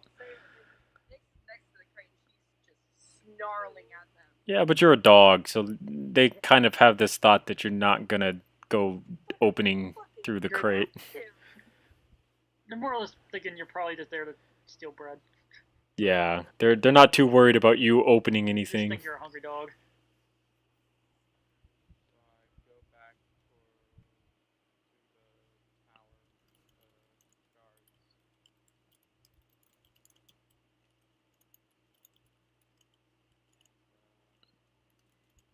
to whichever guard is out front. So, it is the guy from before who was asleep, and he is currently asleep once more on the same barrel. Smack him upside the head. Say, oi, wake the fuck up. He falls onto the floor again, freaking out once more, starting to draw his sword before he realizes who it is. He stands up and he goes, "Oh shit, yeah, I have a disorder. I fall asleep." Two things. First, might be getting a write-up. That depends on how you handled it. Second thing, which is we have a high probability that there are kidnappings, missing people being smuggled into the docks, and we have just located the smugglers, and we need assistance from the guards to capture them before they flee. Okay, so you need our help, is what you're saying? Yes. Yes. Right now. Okay, so he kind of turns and he calls up to Jacob to come down from the tower so that he can get Jacob's help, and then he calls out to Kyle, who was the guard that was taking a piss, who is currently inside the tower, and both of them come stumbling out of the tower. They're a little weary and tired from being up most of the night, but they seem relatively capable of handling low-tier fishermen smugglers. "We shall follow you, sir." "Yes, there is only 3 of us."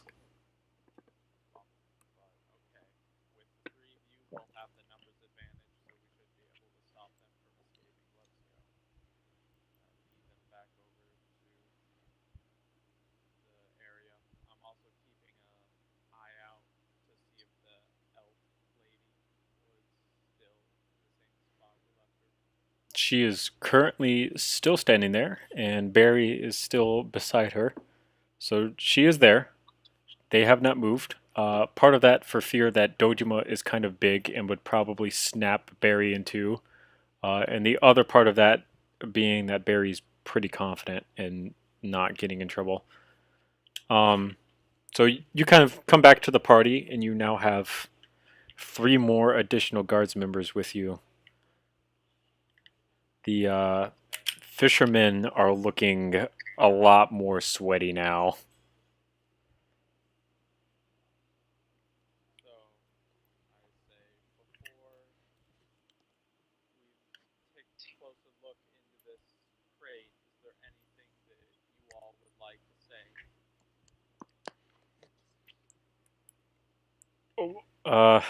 This backseat bitch is getting on my nerves. Roll a perception check, Gilgamesh.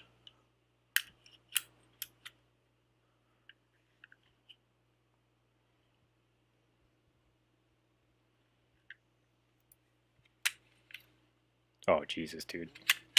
So, considering your proximity to the whole group entirely, you see that one of the people in the back of the group kind of leans over to someone and he whispers in the guy's ear, "Yo, dude, I'm not going to fucking jail over this shit. Let's just fucking abandon everything and jump for it." So, these 2 guys basically really don't want to go to jail, and it almost seems like they're about to just jump in the water and start swimming for freedom.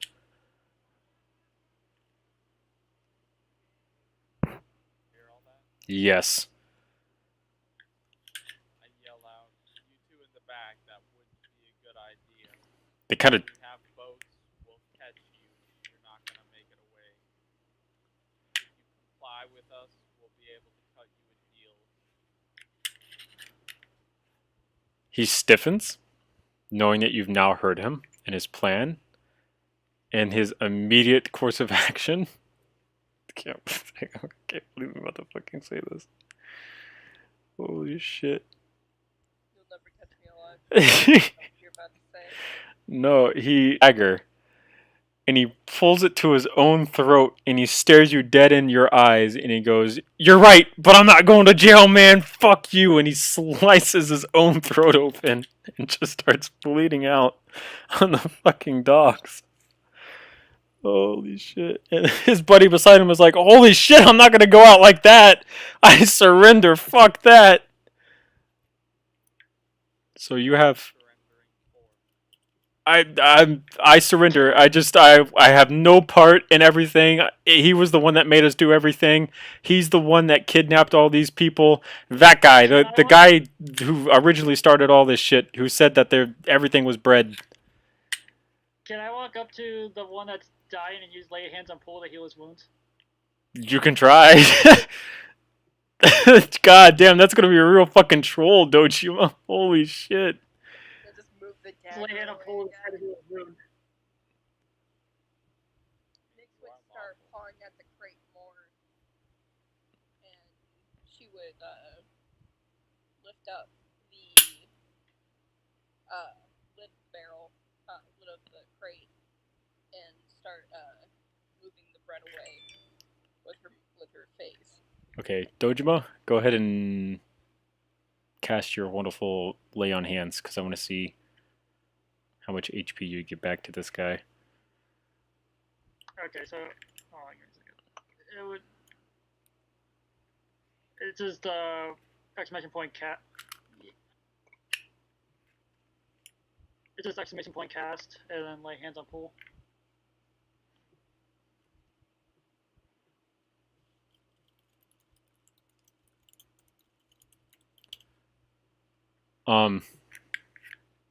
So Nyx, you kind of reach up with your paws and you start digging through the bread, and you reach this false bottom in the barrel about a foot down. You have paws. There's a rope for a handle, like it's knotted through 2 holes. So you could probably manage to get your paw up underneath there and pull it open. So I would use my paw and try and pry it with my paw. Okay. So you manage to slip your paw up underneath this piece of rope, and you kind of pull it open. You can get it to start open, and as it opens, this gnome comes popping out of it like a jack-in-the-box, standing up. Cast that. But I'll check. just It is a female gnome, and she is quite grateful to be standing because she has been cramped in the false bottom of this fucking barrel for a while now. Nyx would start licking the face of this female gnome because it's a fellow gnome. She hugs you by your little scruffy neck part and is like, "Thank you so much. Oh my god, thank you." Nyx would actually help and get her out of the box and lifts her up and sets her down on the docks. Okay, so you kind of grab her by her little hair kind of thing, like a wolf would kind of grab someone's scruff, and you pull her out and you put her down on the dock so that she is now level with you. Matt, as far as I can tell, you could just touch him and tell me how much HP you want to put into the guy.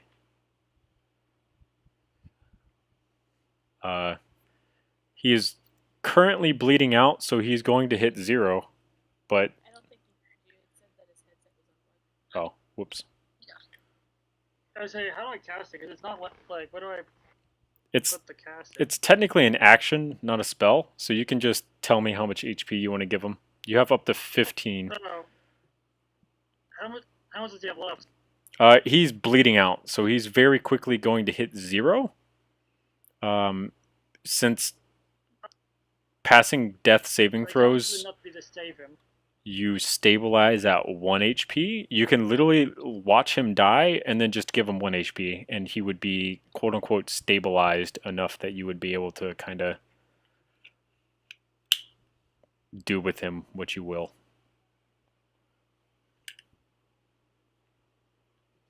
I'll give him.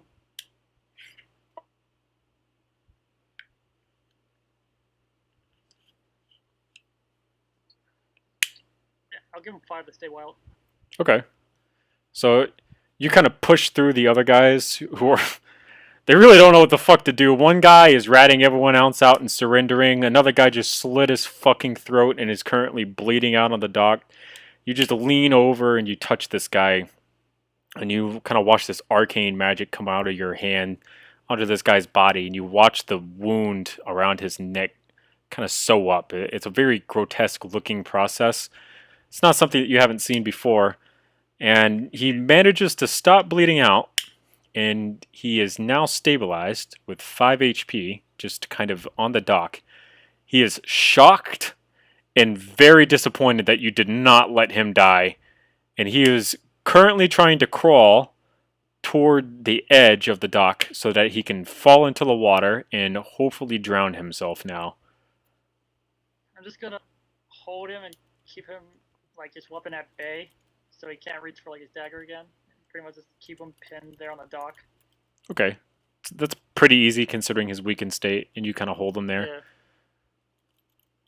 Yeah. And pretty much be like, pretty much like you're not going out that easy.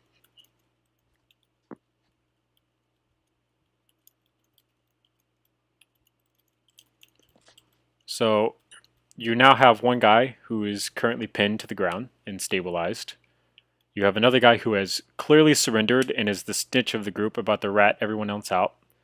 You have 2 guys who are currently undecided and what the fuck that they want to do. And then you have the main guy, the captain, if you will, who is kind of still trying to maintain his innocence on all of this. And he points to the guy who just tried to slit his throat and says, "That's the real person you want. He's the mastermind."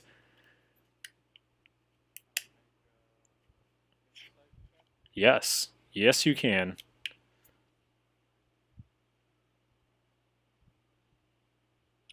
How many more boxes of people do you think there are? You would have to roll a perception check.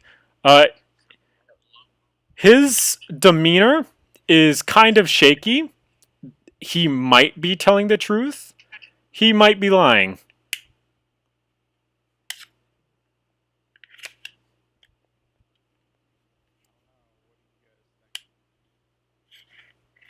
Why are you asking?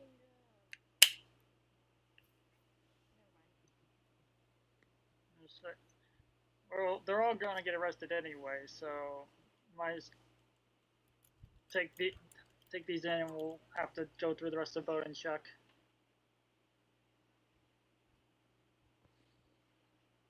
Nyx would start sniffing around the area to smell more human scents and other races, since she's been surrounded by different kinds. Okay. And I'm rolling with advantage again, correct? Yep, because this is a scent-based perception check. Okay, so there are quite a few crates scattered about the dock right now that they had just offloaded from the ship. 6 more of them have indicated scents that is not bread.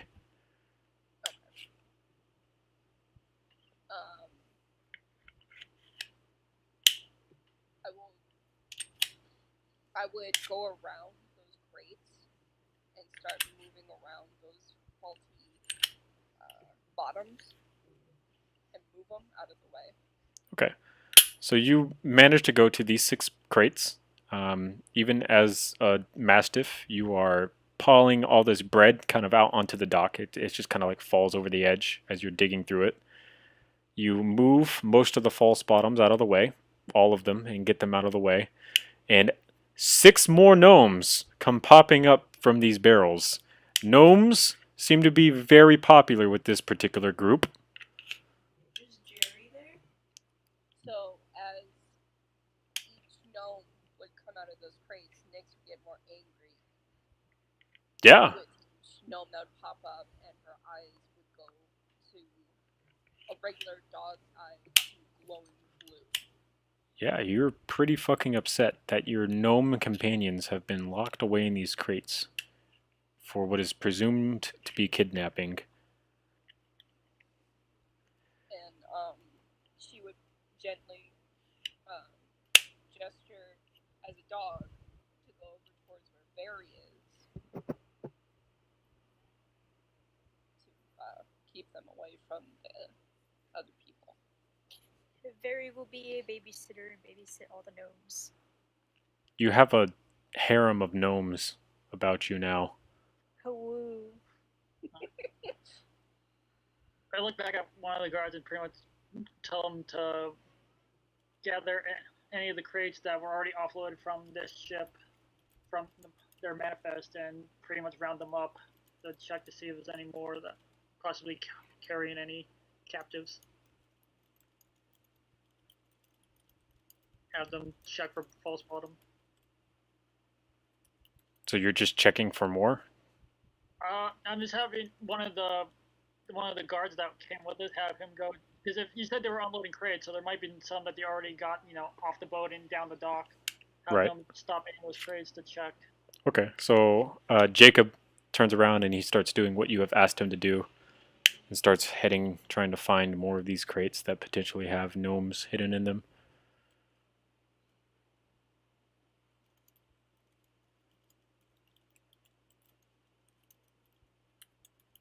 Gil, I'm not sure you gonna do anything.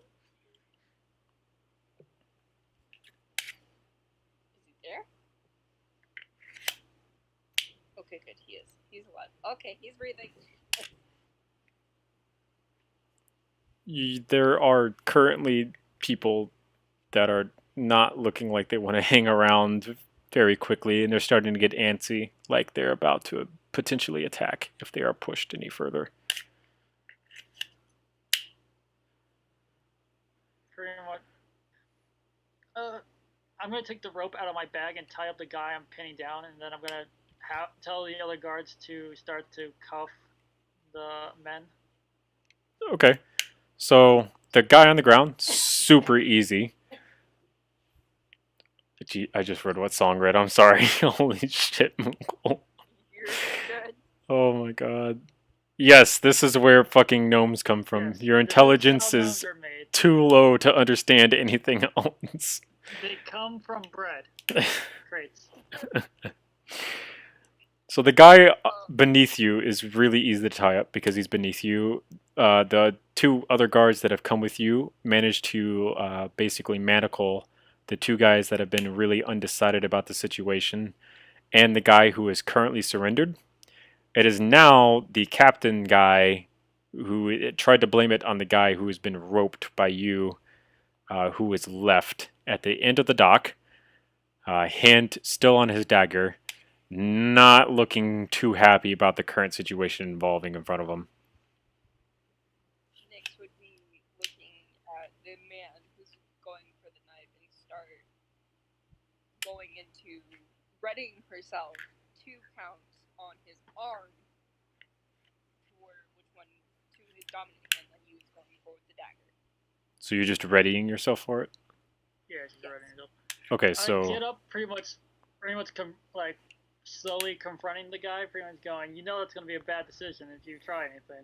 Like pretty much trying to talk him out of, drawing his weapon. are you persuading him or are you intimidating him? No, I'm persuaded. See, that's Is he trying to kill himself? I have to go with intimidation because I have a plus. I'm probably gonna go with intimidation because I have a +4 in that over persuasive, which is only a +2. Well, let me see how good of an intimidator you are.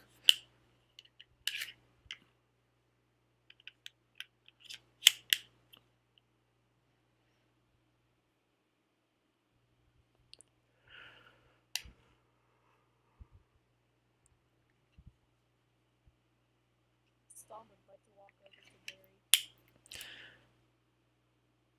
There's a gaggle of gnomes currently surrounding Veyri, and you have just watched the miracle of birth as they have been birthed from bread.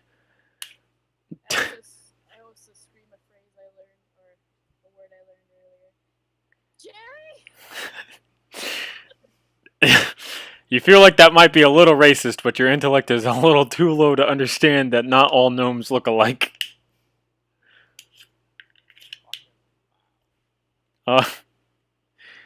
Oh god. So, Dojima, a dagger comes clattering to your feet as this guy is very clearly intimidated by your presence, and his single most frequent thought running through his head right now is that you are probably going to rip him in half if he were to try anything, and that his best bet is to just surrender right now. He holds out his hands in surrender.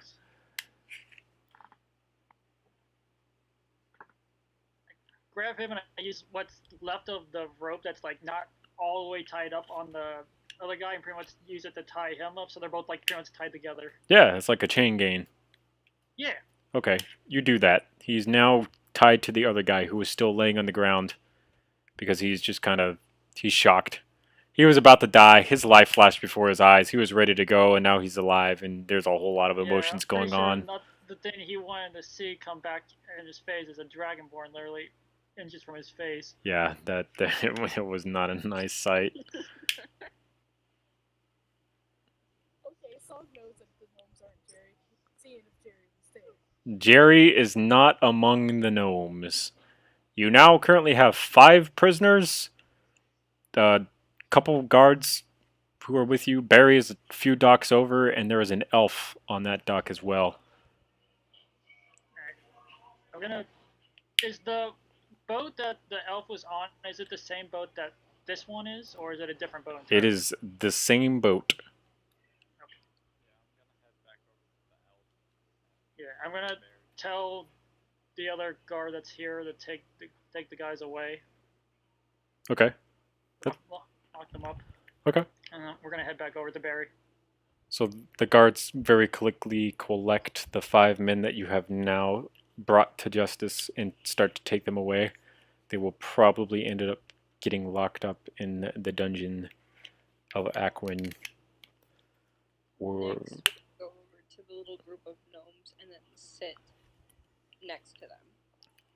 they all hug you graciously.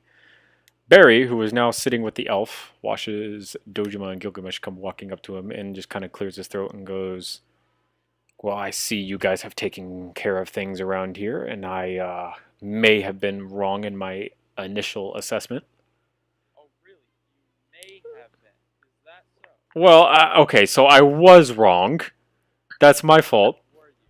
Yeah. Was it really? This is the first time this has happened. Oh man, what a surprise! Doubt. Better be the last. You do your job very well, and the first time someone comes along to help you with your job, something wrong happens. This must Very. Wow. Wait, okay, I'm sorry. I'm terrible at my job. I should question my life choices. I may quit, honestly, after this because I did not expect this to happen at all.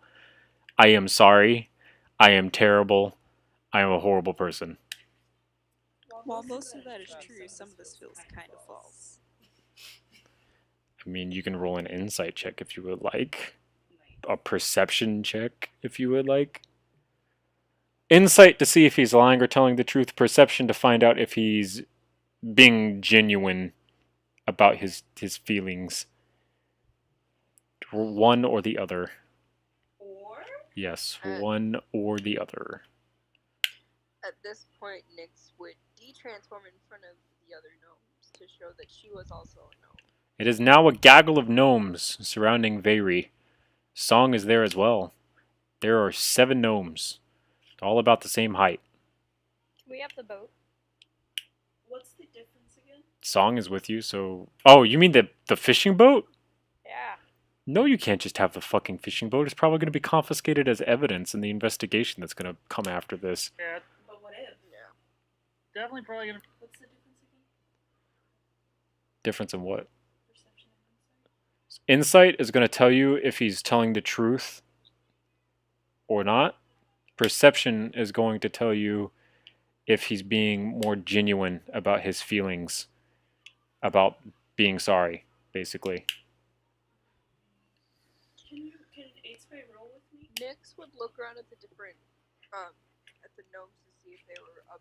It's like, like, a will roll different insight. class of gnomes, or are they just all the same class? They're all gnomes. They are all basically just regular folk gnomes. There's nothing that kind of stands out about them that they're adventurers, if you will. Well, more or less, I was Do my asking, preconceived is it more notions like help me? depending, like, are they deep rock gnomes, are they forest? Oh, I'm sorry. They all are rock gnomes. Every one of them. Nyx would ask them questions like, why did they take you? Were they tinkerers or miners? Hey, Tarkal. This man is very clearly lying about saying that this was the first time this ever happened. You don't. He's not telling the truth. You don't say, Aidsway. You don't say. So to you, Nyx, one of the gnomes, who is clearly older than the other ones, comes forth and says, they've taken us because they have this plan to use us in our mining abilities.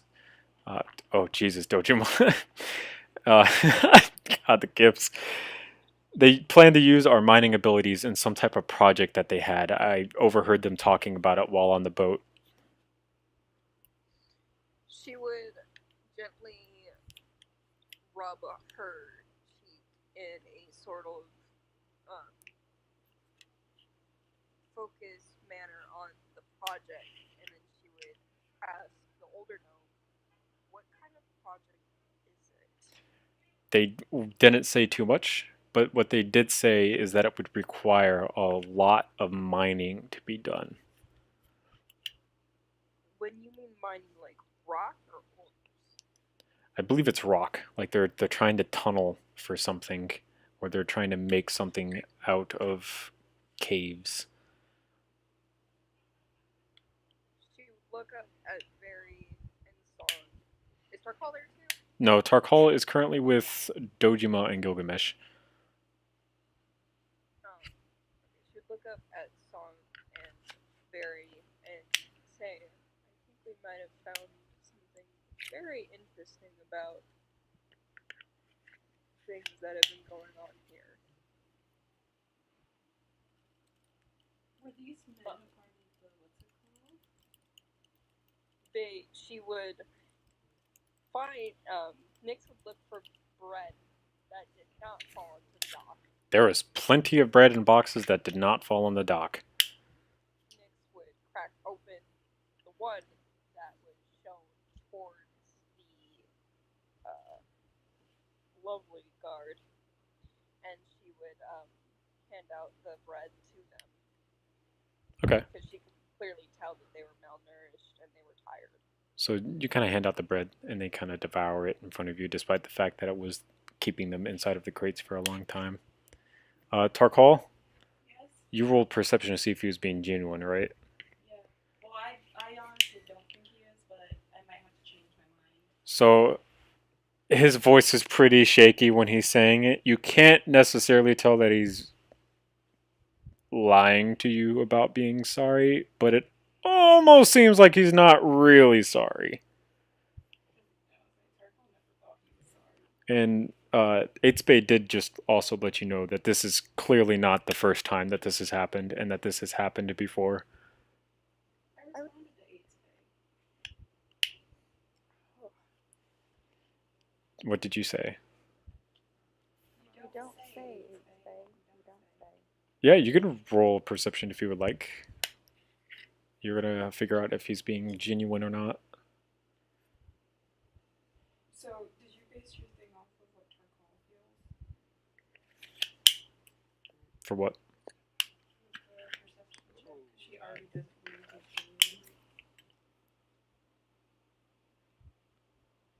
Dice don't like me today. You're in the same boat as Tarkal. Something doesn't seem right about him saying that he's remorseful about this situation.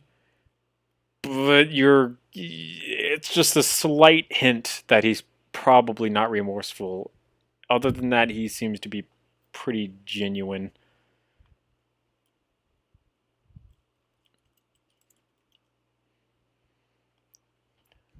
Dojima can try if he would like.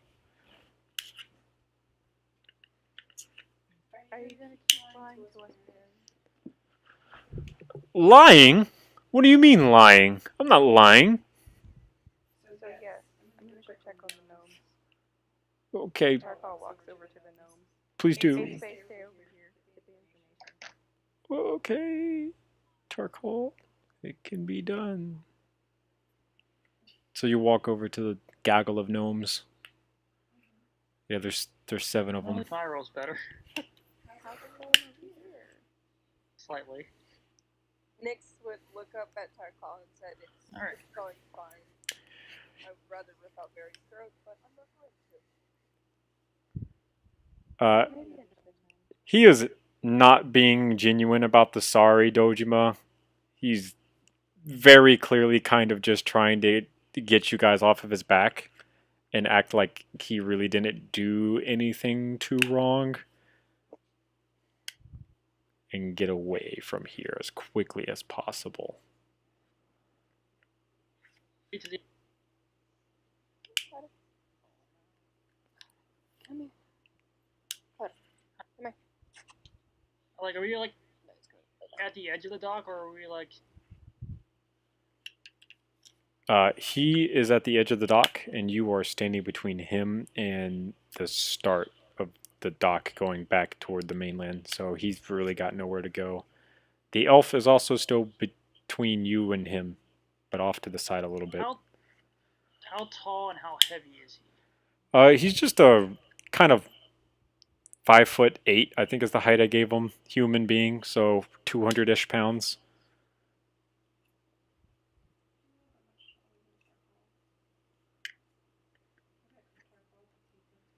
It's gonna sound wrong, but I'm gonna do it. I'm gonna grab him by his shirt and pretty much hold him out over the dock and pretty much force him to admit.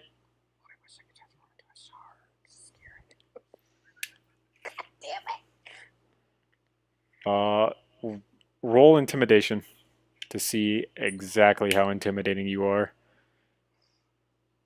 Nyx would start telling Tarkal about what the rock gnomes told her about the project of them tunneling somewhere. That sounds kind of like a craft novel. Talking about tunnels and It Shit, bro. actually, it sounds like, when the sirens are talking about mining obsidian. Obsidian is a rock, and they do use it for materials. Oh, it's a rock? They do. I mean, I don't know. it could be the case as well. Yeah. Maybe they're working together.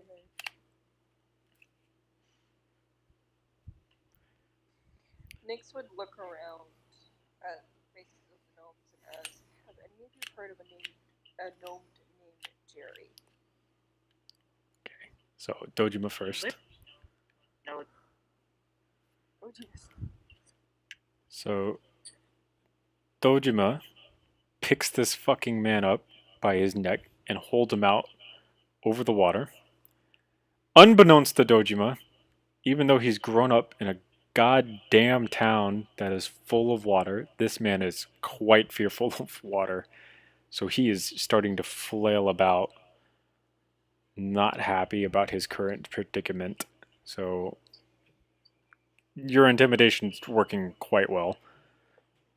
He immediately starts screaming out apologies left and right for things that he has done directly against you all, things that he's done against the city, things he did as kids that you guys probably didn't need to know anyways.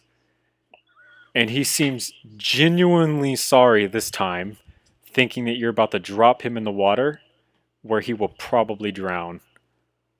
Before you say anything, did Song hear anything interesting? I'm so sorry for stealing that piece of candy when I was 8. That's wonderful.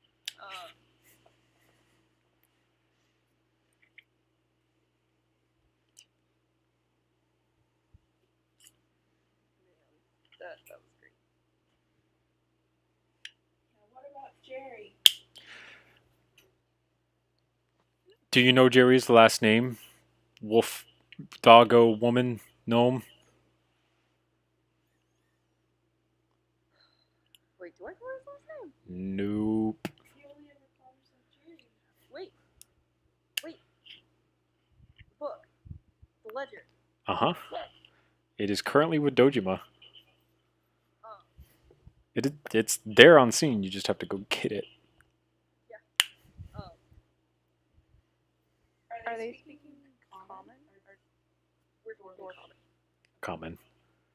So I tell Song to entertain the gnomes as I run over and grab the book from Dojima's bag and said, I need to use this, I'll be right back. Okay, so Song, growing up from her childhood on the streets, she's learned some techniques like mining, so she's entertaining them with mining. Okay. Roll a performance. Tarkal would be a very good assistant. So roll a performance with advantage.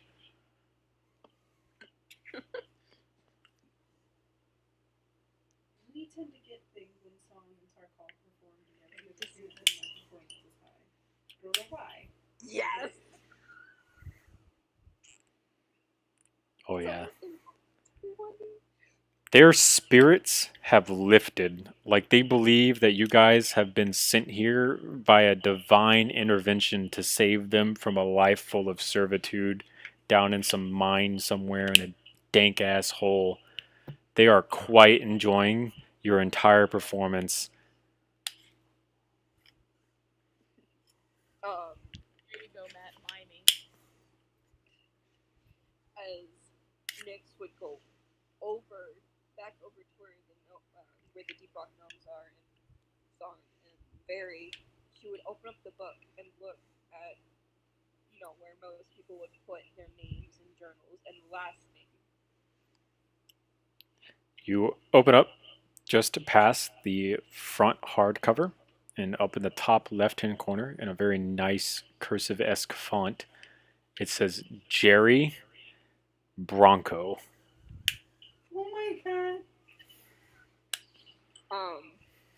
as Nyx looks at it and kind of smiles a bit at the name, she would go back over to the gnomes and say, well, and wait for the performance to be over, of course. Yes. She would put the ledger back in her bag, and she would say his name was Jerry Bronco. That sounds familiar. I think there was a family back in our hometown who was a Bronco, very prominent family. I think they had a son named Jerry, but I can't put my hands on it. He is unsure, but it sounds familiar. So this Jerry Bronco, was he of nobility? Yes. If that's the same person I'm thinking about. No. Did this Jerry Bronco run away from home? Explains the money. I think he was ousted from his home. He's very shaky on the details about what happened. Okay. There is a good probability that he ended up being removed from the home some way, somehow. Okay. Probably because he was being a bookie. That was just me talking out. Get out of character. Yeah, I got you. Nyx would look around at the gnomes' faces, but mainly looked at the head gnome and asked, which part of the Deep Rock did you come from? It is true. There are different clans as such. Barrels. I think you need the moment. I think he does. I mean, in all honesty, it does make sense to Song because, you know, Song came from an egg.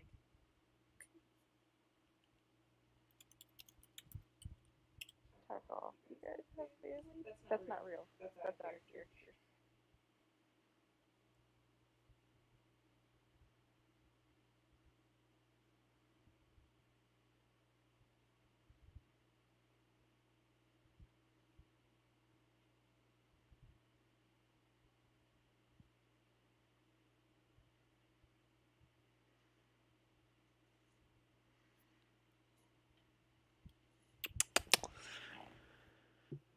The head gnome looks at you and he goes, our hometown is called...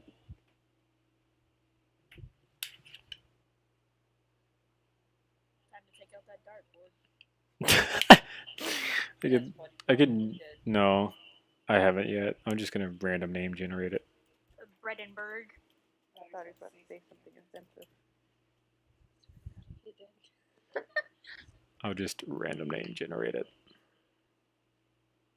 I was not expecting this question. You're welcome. Bredenberg. Merkwell. That. Oh. Way. No, Cabbage.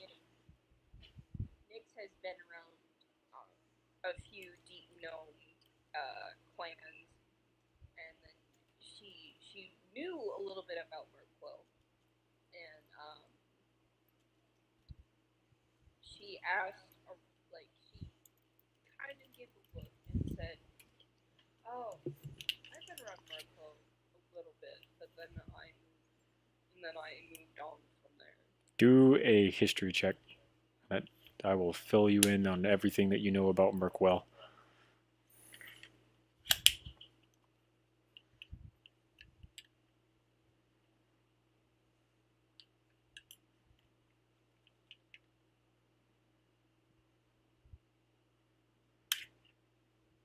Nice. Oh, when it counts, right? So Hell yeah. you do remember. It all just hits you like a sudden wave of holy shit, that's right. There is a very notable prominent family, the Broncos, that are from Mirkwell, who originally founded Mirkwell. It's quite deep underground. It's a small city. It only has about 220-ish gnomes living in it at any given point in time. Its main export that has made it kind of prominent that the original Bronco family has been able to find is sulfur, which is used really heavily in refining of gunpowder for cannons and such. So Jerry, being a Bronco, is news to you, but you can remember that at some point in time in the newspaper to Mirkwell while you were there, and you've seen it only in passing so you don't know too much, that their most prominent figurehead of a son who is going to inherit the family ran away because he had a disagreement with one of his sisters about the way that the family should be operating their mining industry. Nix would look at them and say, "Oh yeah, the Broncos' son." Yeah, that sounds about right. Didn't he run away or something? I think so. I've seen it in one of the papers. His sister. Wasn't his sister named something with an E or an A? I think you mean Ermagel. Spelled like this. Did you just randomly name on the spot? I heard that. The only thing that went to my head was, Well, Dojima knows exactly what I fucking thought of. Wow, they really didn't care about doing it, I guess. Electra is a family name. A rude person to how things should be ran. Yeah, she really wanted to cut back on the fact that the people could unionize and take strikes out. Yes. No, but I think we did meet the sons. The son. I think he might have been kidnapped, but we do not know. Because last time he was on a dock, meeting with Barry. Well, shit, he fucking runs away from home there and finds another one here and goes missing again. His life is full of suffering. It is. Nix would look at the deep rock and then sharply look at Dojima holding Barry over the water. He's still flailing about, suffering, crying. He's now sobbing. He has stated so many things that he is sorry for. Things you guys didn't even need to know. Like what things that we didn't even know. The fact that he stole candy when he was young. The other fact that he peed the bed on purpose in his mom's fucking bed because he was tired of her serving him like soup when he wanted steak. Oh my god. Just like miserable, small, petty things that no one should really hear out loud. I almost feel sorry for him. I'm gonna throw him back down onto the dock so he stops. He does not stop. He immediately collapses to his knees and is still weeping. He's not saying sorry anymore, but he's weeping. Turco walks over and kneels in front of Barry. You okay, bud? Your dragonwood friend almost fucking killed me. I'm so sorry. I don't know what I'm doing with my life anymore. Are you gonna live it better? I want to die.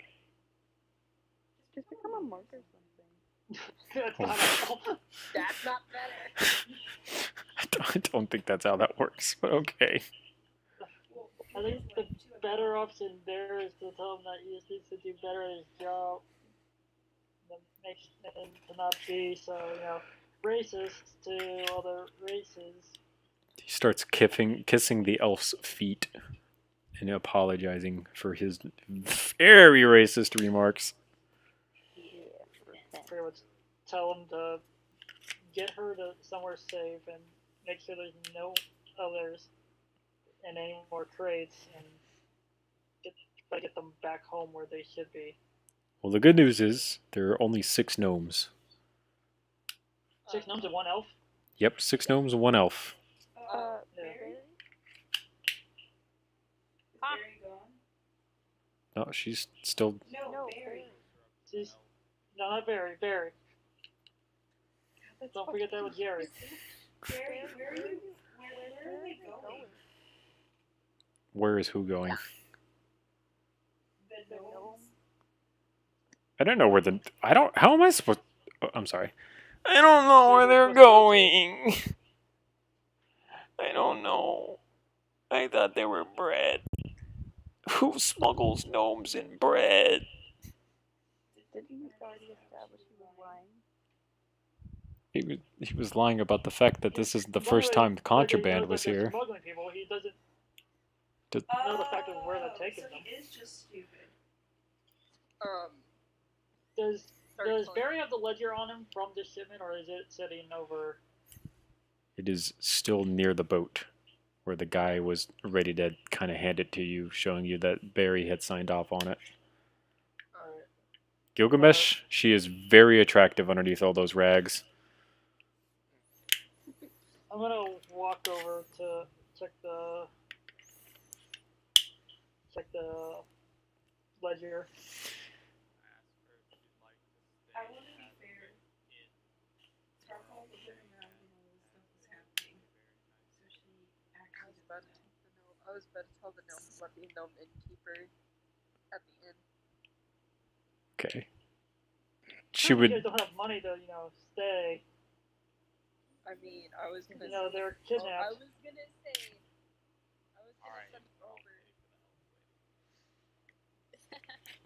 So, she has nowhere else to turn, and I have currently saved her from her predicament. So she nods, and she says, yes, I would love to stay somewhere not inside of a fucking crate. Does Gilgamesh have a lady version? Dojima, you pick up this wonderful little ledger. The bread has been listed to be shipped to an address listed as, I don't really know how the address system works, but it's in the northern harbor. What? Oh, it's the Richter side. Tarkal's reading over. Hey, who's just over there? Well, looks like we're going back. Nyx would give one of the gnomes a note, and the note says these gnomes were going to be slave traded, and then puts, let's see, 6 gnomes. How much gold is it per room? 10 silver. Wait, no, not 10. 4, I think. It was 6 silver pieces for 1 night for 1 person. Seems about right. We had a discount.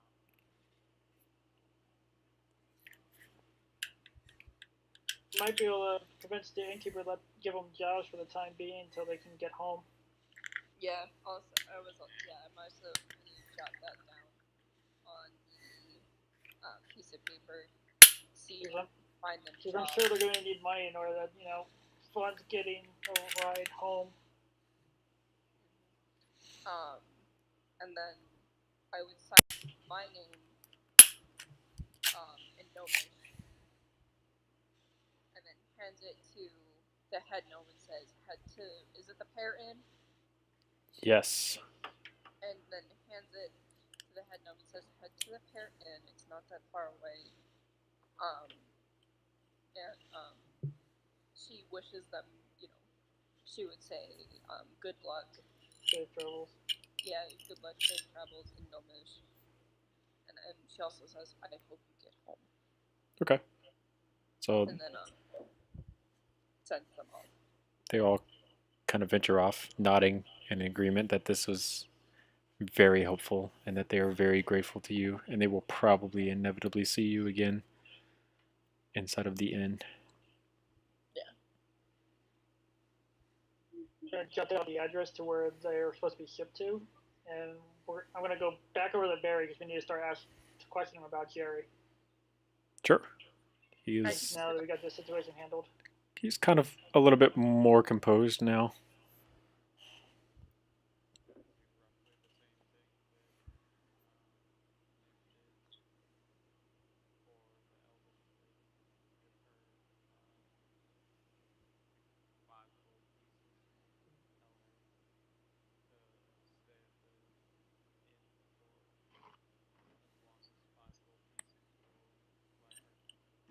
Okay.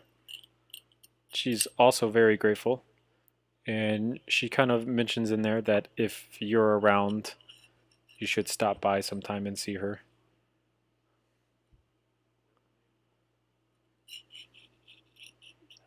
I'm just saying, everyone can look at my note that I just put up. It's fucking hilarious. What did you say? Just look.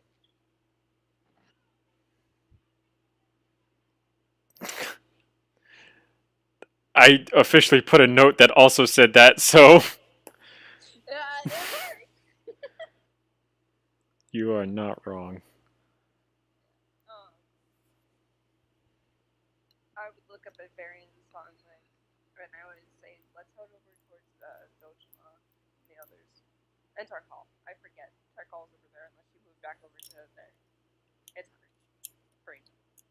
I believe everyone is now talking to Barry about the Jerry situation. Jerry's situation. God damn, that's not confusing. Yeah, I wonder who made up these brilliant names. You're not naming them kids. You're not. What's the kid's name? Scalpel? It's literally what I've been doing. I've been looking around the room half the time looking at shit like, oh fuck, I needed a name. I should have this already prepared. Yeah, you really should have, but you're good. You're good. What's your daughter's name? Uterus! What's her middle name? COVID. Who would like to ask Pete what name? Oh, we're changing Barry's name? So technically his name is Pete, but everyone calls him Barry. Wait, it's the other way around. His name comes from one of my bosses at work, and everyone calls him Pete because he refuses to be called by his normal name, which is Barry. So you can call him Pete if you would like.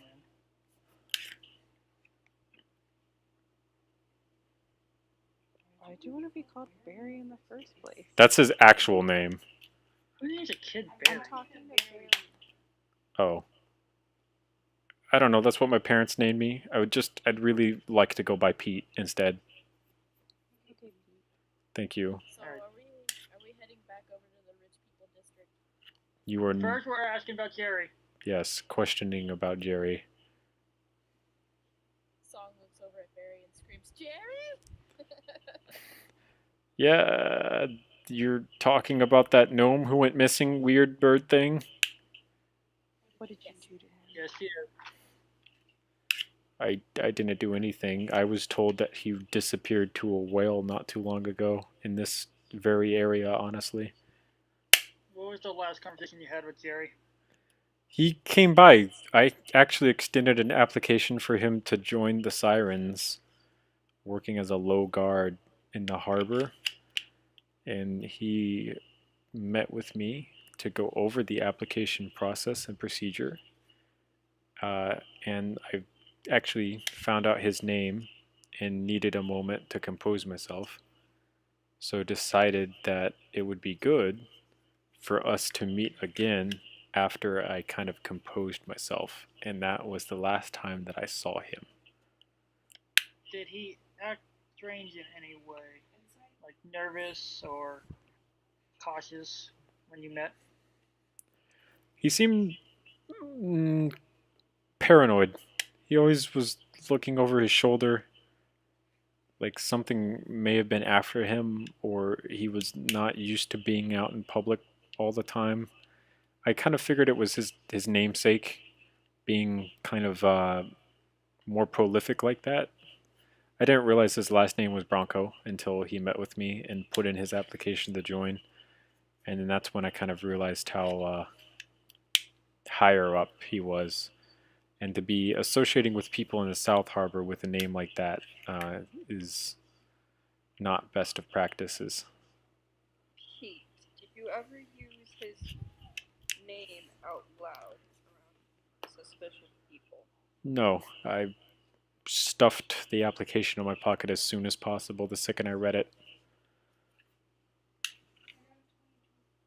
He's being dead-ass honest, Tarkal. He is not lying about this. He may have actually changed his life around, considering you almost killed him by shoving him in the water. I didn't do anything.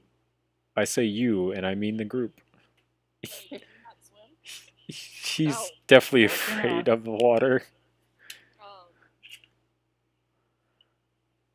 Nyx would look at him with kind of a glare from the anger from earlier, but she kept it more suppressed.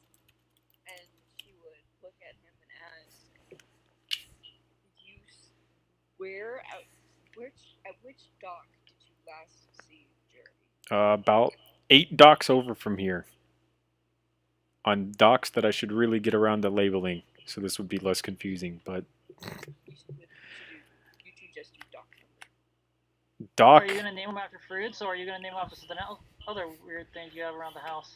they're gonna probably be named after colors, like everything else in Aquarin. So... This section of dock is named after hue sizes. In Europe, this would actually be a 12. That's the Nike dock, that's the Skechers dock, that's Adidas dock. God dang. And Nyx would point down towards those docks, towards the very end, and say, "Over there?" Yes, that dock over there. The 8th one from here. She would ask Song and Barry to come with her to go check it out. Alright. That's fine. Song, go investigate. So you kind of saunter on over. So after we were done talking, he went over to that dock, or toward the direction he had? That's where we last met. I left and he was still standing there. Okay. So I don't know what he did after I left. My pieces. Tarkal's presence wasn't requested, but she followed the other group because she just doesn't want to be on the dock with the guys. Yeah. That's fine. So you saunter over to the 8th dock over. The Vans dock, if you will. That's not a good name that's going to stick, but just for now. There is... I can't wait till we get to go to Turtle Beach. a section... Oh my god, a dock that has been... that has been removed forcefully in some type of way, and there are a couple of flags that are around this hole in the dock to kind of ward people off from falling through the hole. It's a very, very large hole. It is semicircular in nature. That seems problematic. Can you re-describe that? I'm sorry, I was too busy listening to that. It is a hole in the dock that has been kind of flagged off. It's large and semicircular in nature, and it has been forcefully removed in some way, shape, or Is it process. Like a perfect circle, like almost cut like this with a saw, or is it like? It is splintered, like blunt. thing hit it. Is it? I'm not there, but is it cut in a way where it's like coming up from the water or down into the water? Down into the water. Song quickly jumps behind Barry and says, "Whale." Yeah, you do that. It might be a little small for the whale. Why don't you roll a perception check before you say that, Tarkal? Come on, bad roll. Oh my god. Okay, that's not bad. That's really good.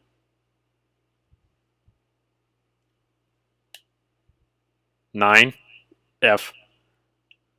What was I close? You are kind of bad at judging distance. It seems pretty small for a whale to you. Just like me.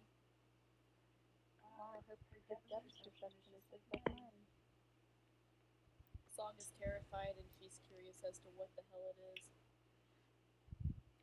Well, Nix, you have seen this whale before, and you can tell that this is probably about the size of its jaw.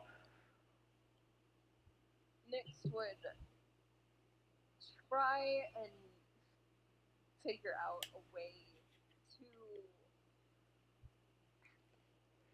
to try and fathom how a whale would find interest in a gnome. And she looked at Song and nodded. And she nodded and yeah, it's the whale. Can I check?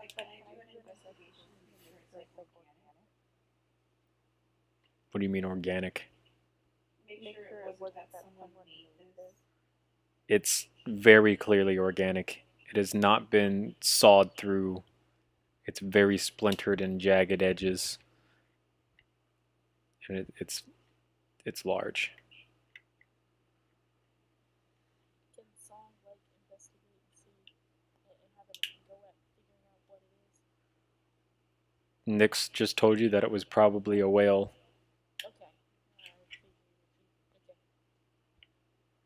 Okay. Don't you have commune with animals? I do, but are there any animals now? You can check. Another perception check. Just a whale. He's like, hey, look. And it's a 4, so I don't know if it's gonna be a big animal or a small animal. The best thing that you can find currently on the dock is a cockroach that is scurrying around your feet. Oh, Jesus Christ. Well, it's better than nothing. That's good enough. Next would gently, very gently, pick up the cockroach and look around for the fucking omelet to not kill this thing. Omelet is with 8's Bay and is currently not around you, so. Yeah, he's over with us. And Gilgamesh. Would put a hand on her, on right where, on her throat, like her fingertips would go on her throat, and she would cast communication with animals. Okay, so you do that, and the first thing that you can hear is just screaming, endless screaming as you are currently holding something that does not want to be held. And I'm just like, whoa, I'm just trying to figure out what happened here, buddy. Holy shit, you can talk to me? And she would sigh a little bit and then said, yeah, I'm a druid. Well, okay, I guess I'm not as freaked out anymore. I can send your hand. You don't have to hold me like that.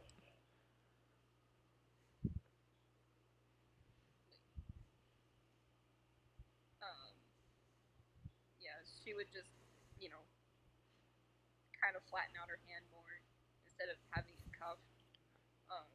And she would ask, did you see a gnome get picked up by a whale at all? You mean that big black whale? That thing came through here a couple days ago. He You mean this gnomes are small things, right? Do they look like you? Yes, they Oh. look like me. Yeah, that whale ate this guy who was standing on the dock, like right here. It was crazy. I've never seen something like it before. It's like birds when they eat cockroaches. They just swoop in out of the fucking sky and just eat people. Yeah, and she would say, yeah, did the whale seem enraged? I think there was a kind of like air of I want to get this one particular person, like he was targeting him. Did it look like he was being controlled?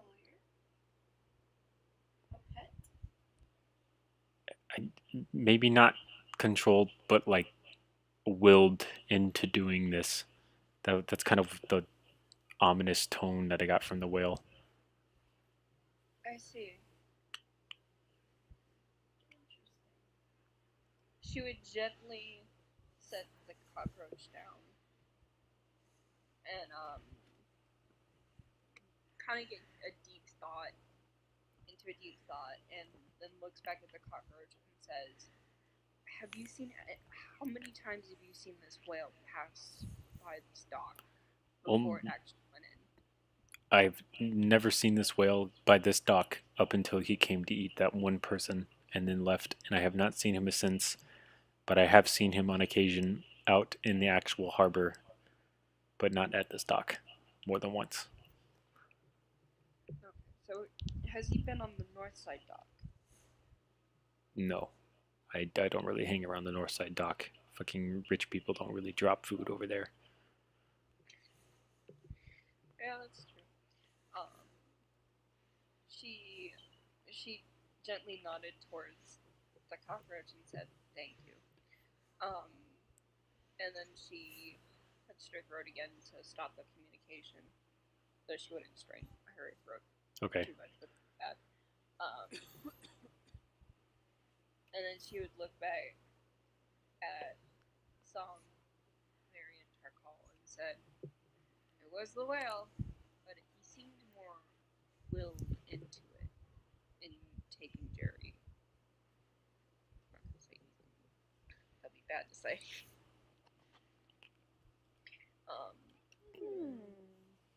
Yeah.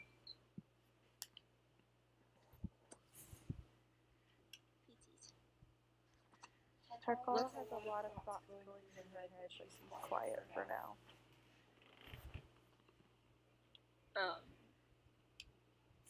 Song and Barry have anything to say?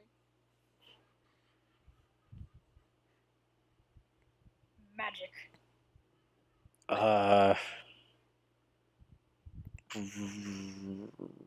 Roll an intelligence check if you want.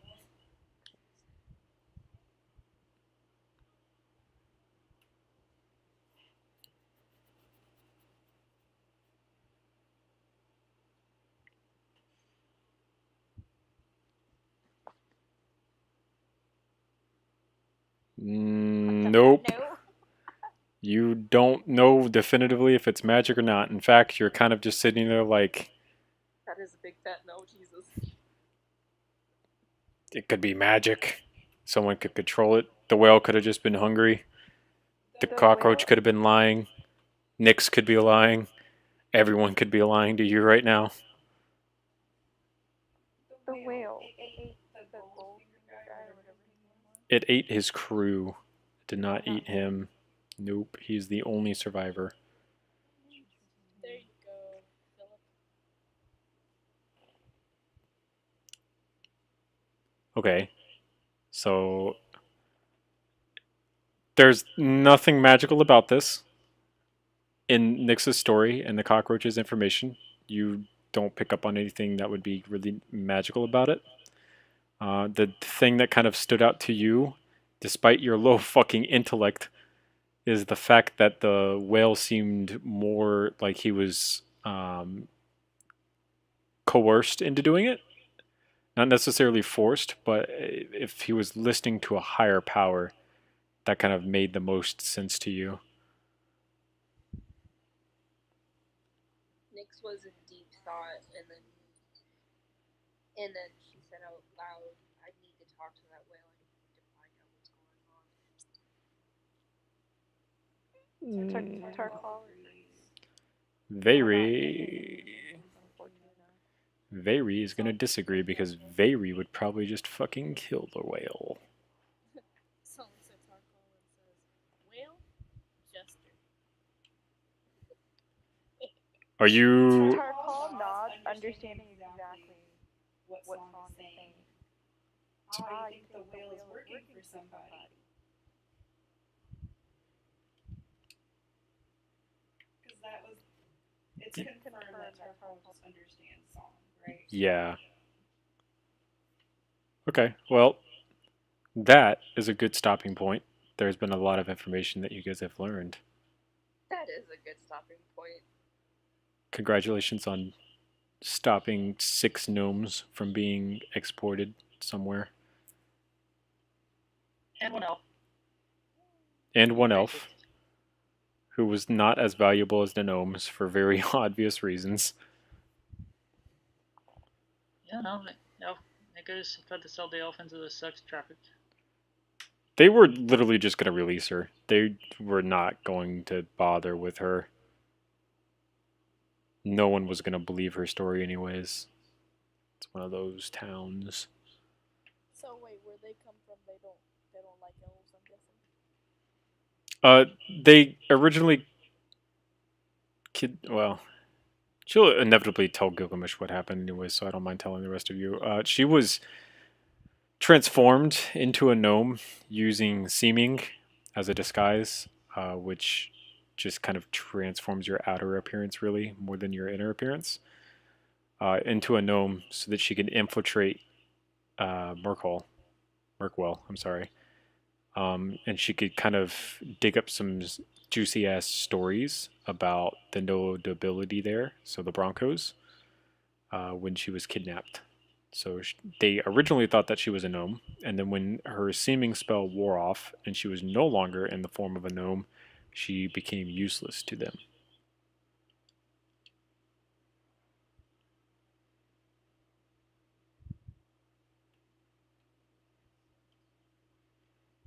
So here she is, now in Aquarin.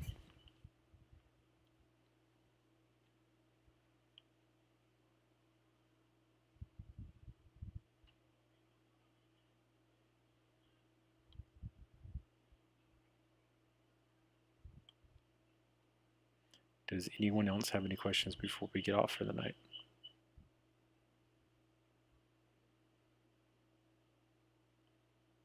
No questions, but I felt that this, the way we did the session this time we got a lot more done because we were talking instead of typing. It was fun. I will attempt to do it more like this. So, It's kind of fun. look forward to potentially doing this more.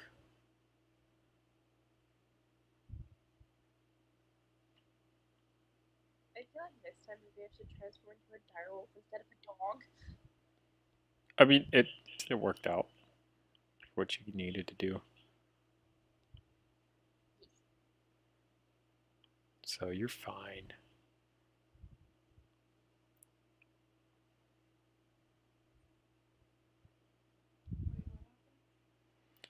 Alright, that said, we can end it there.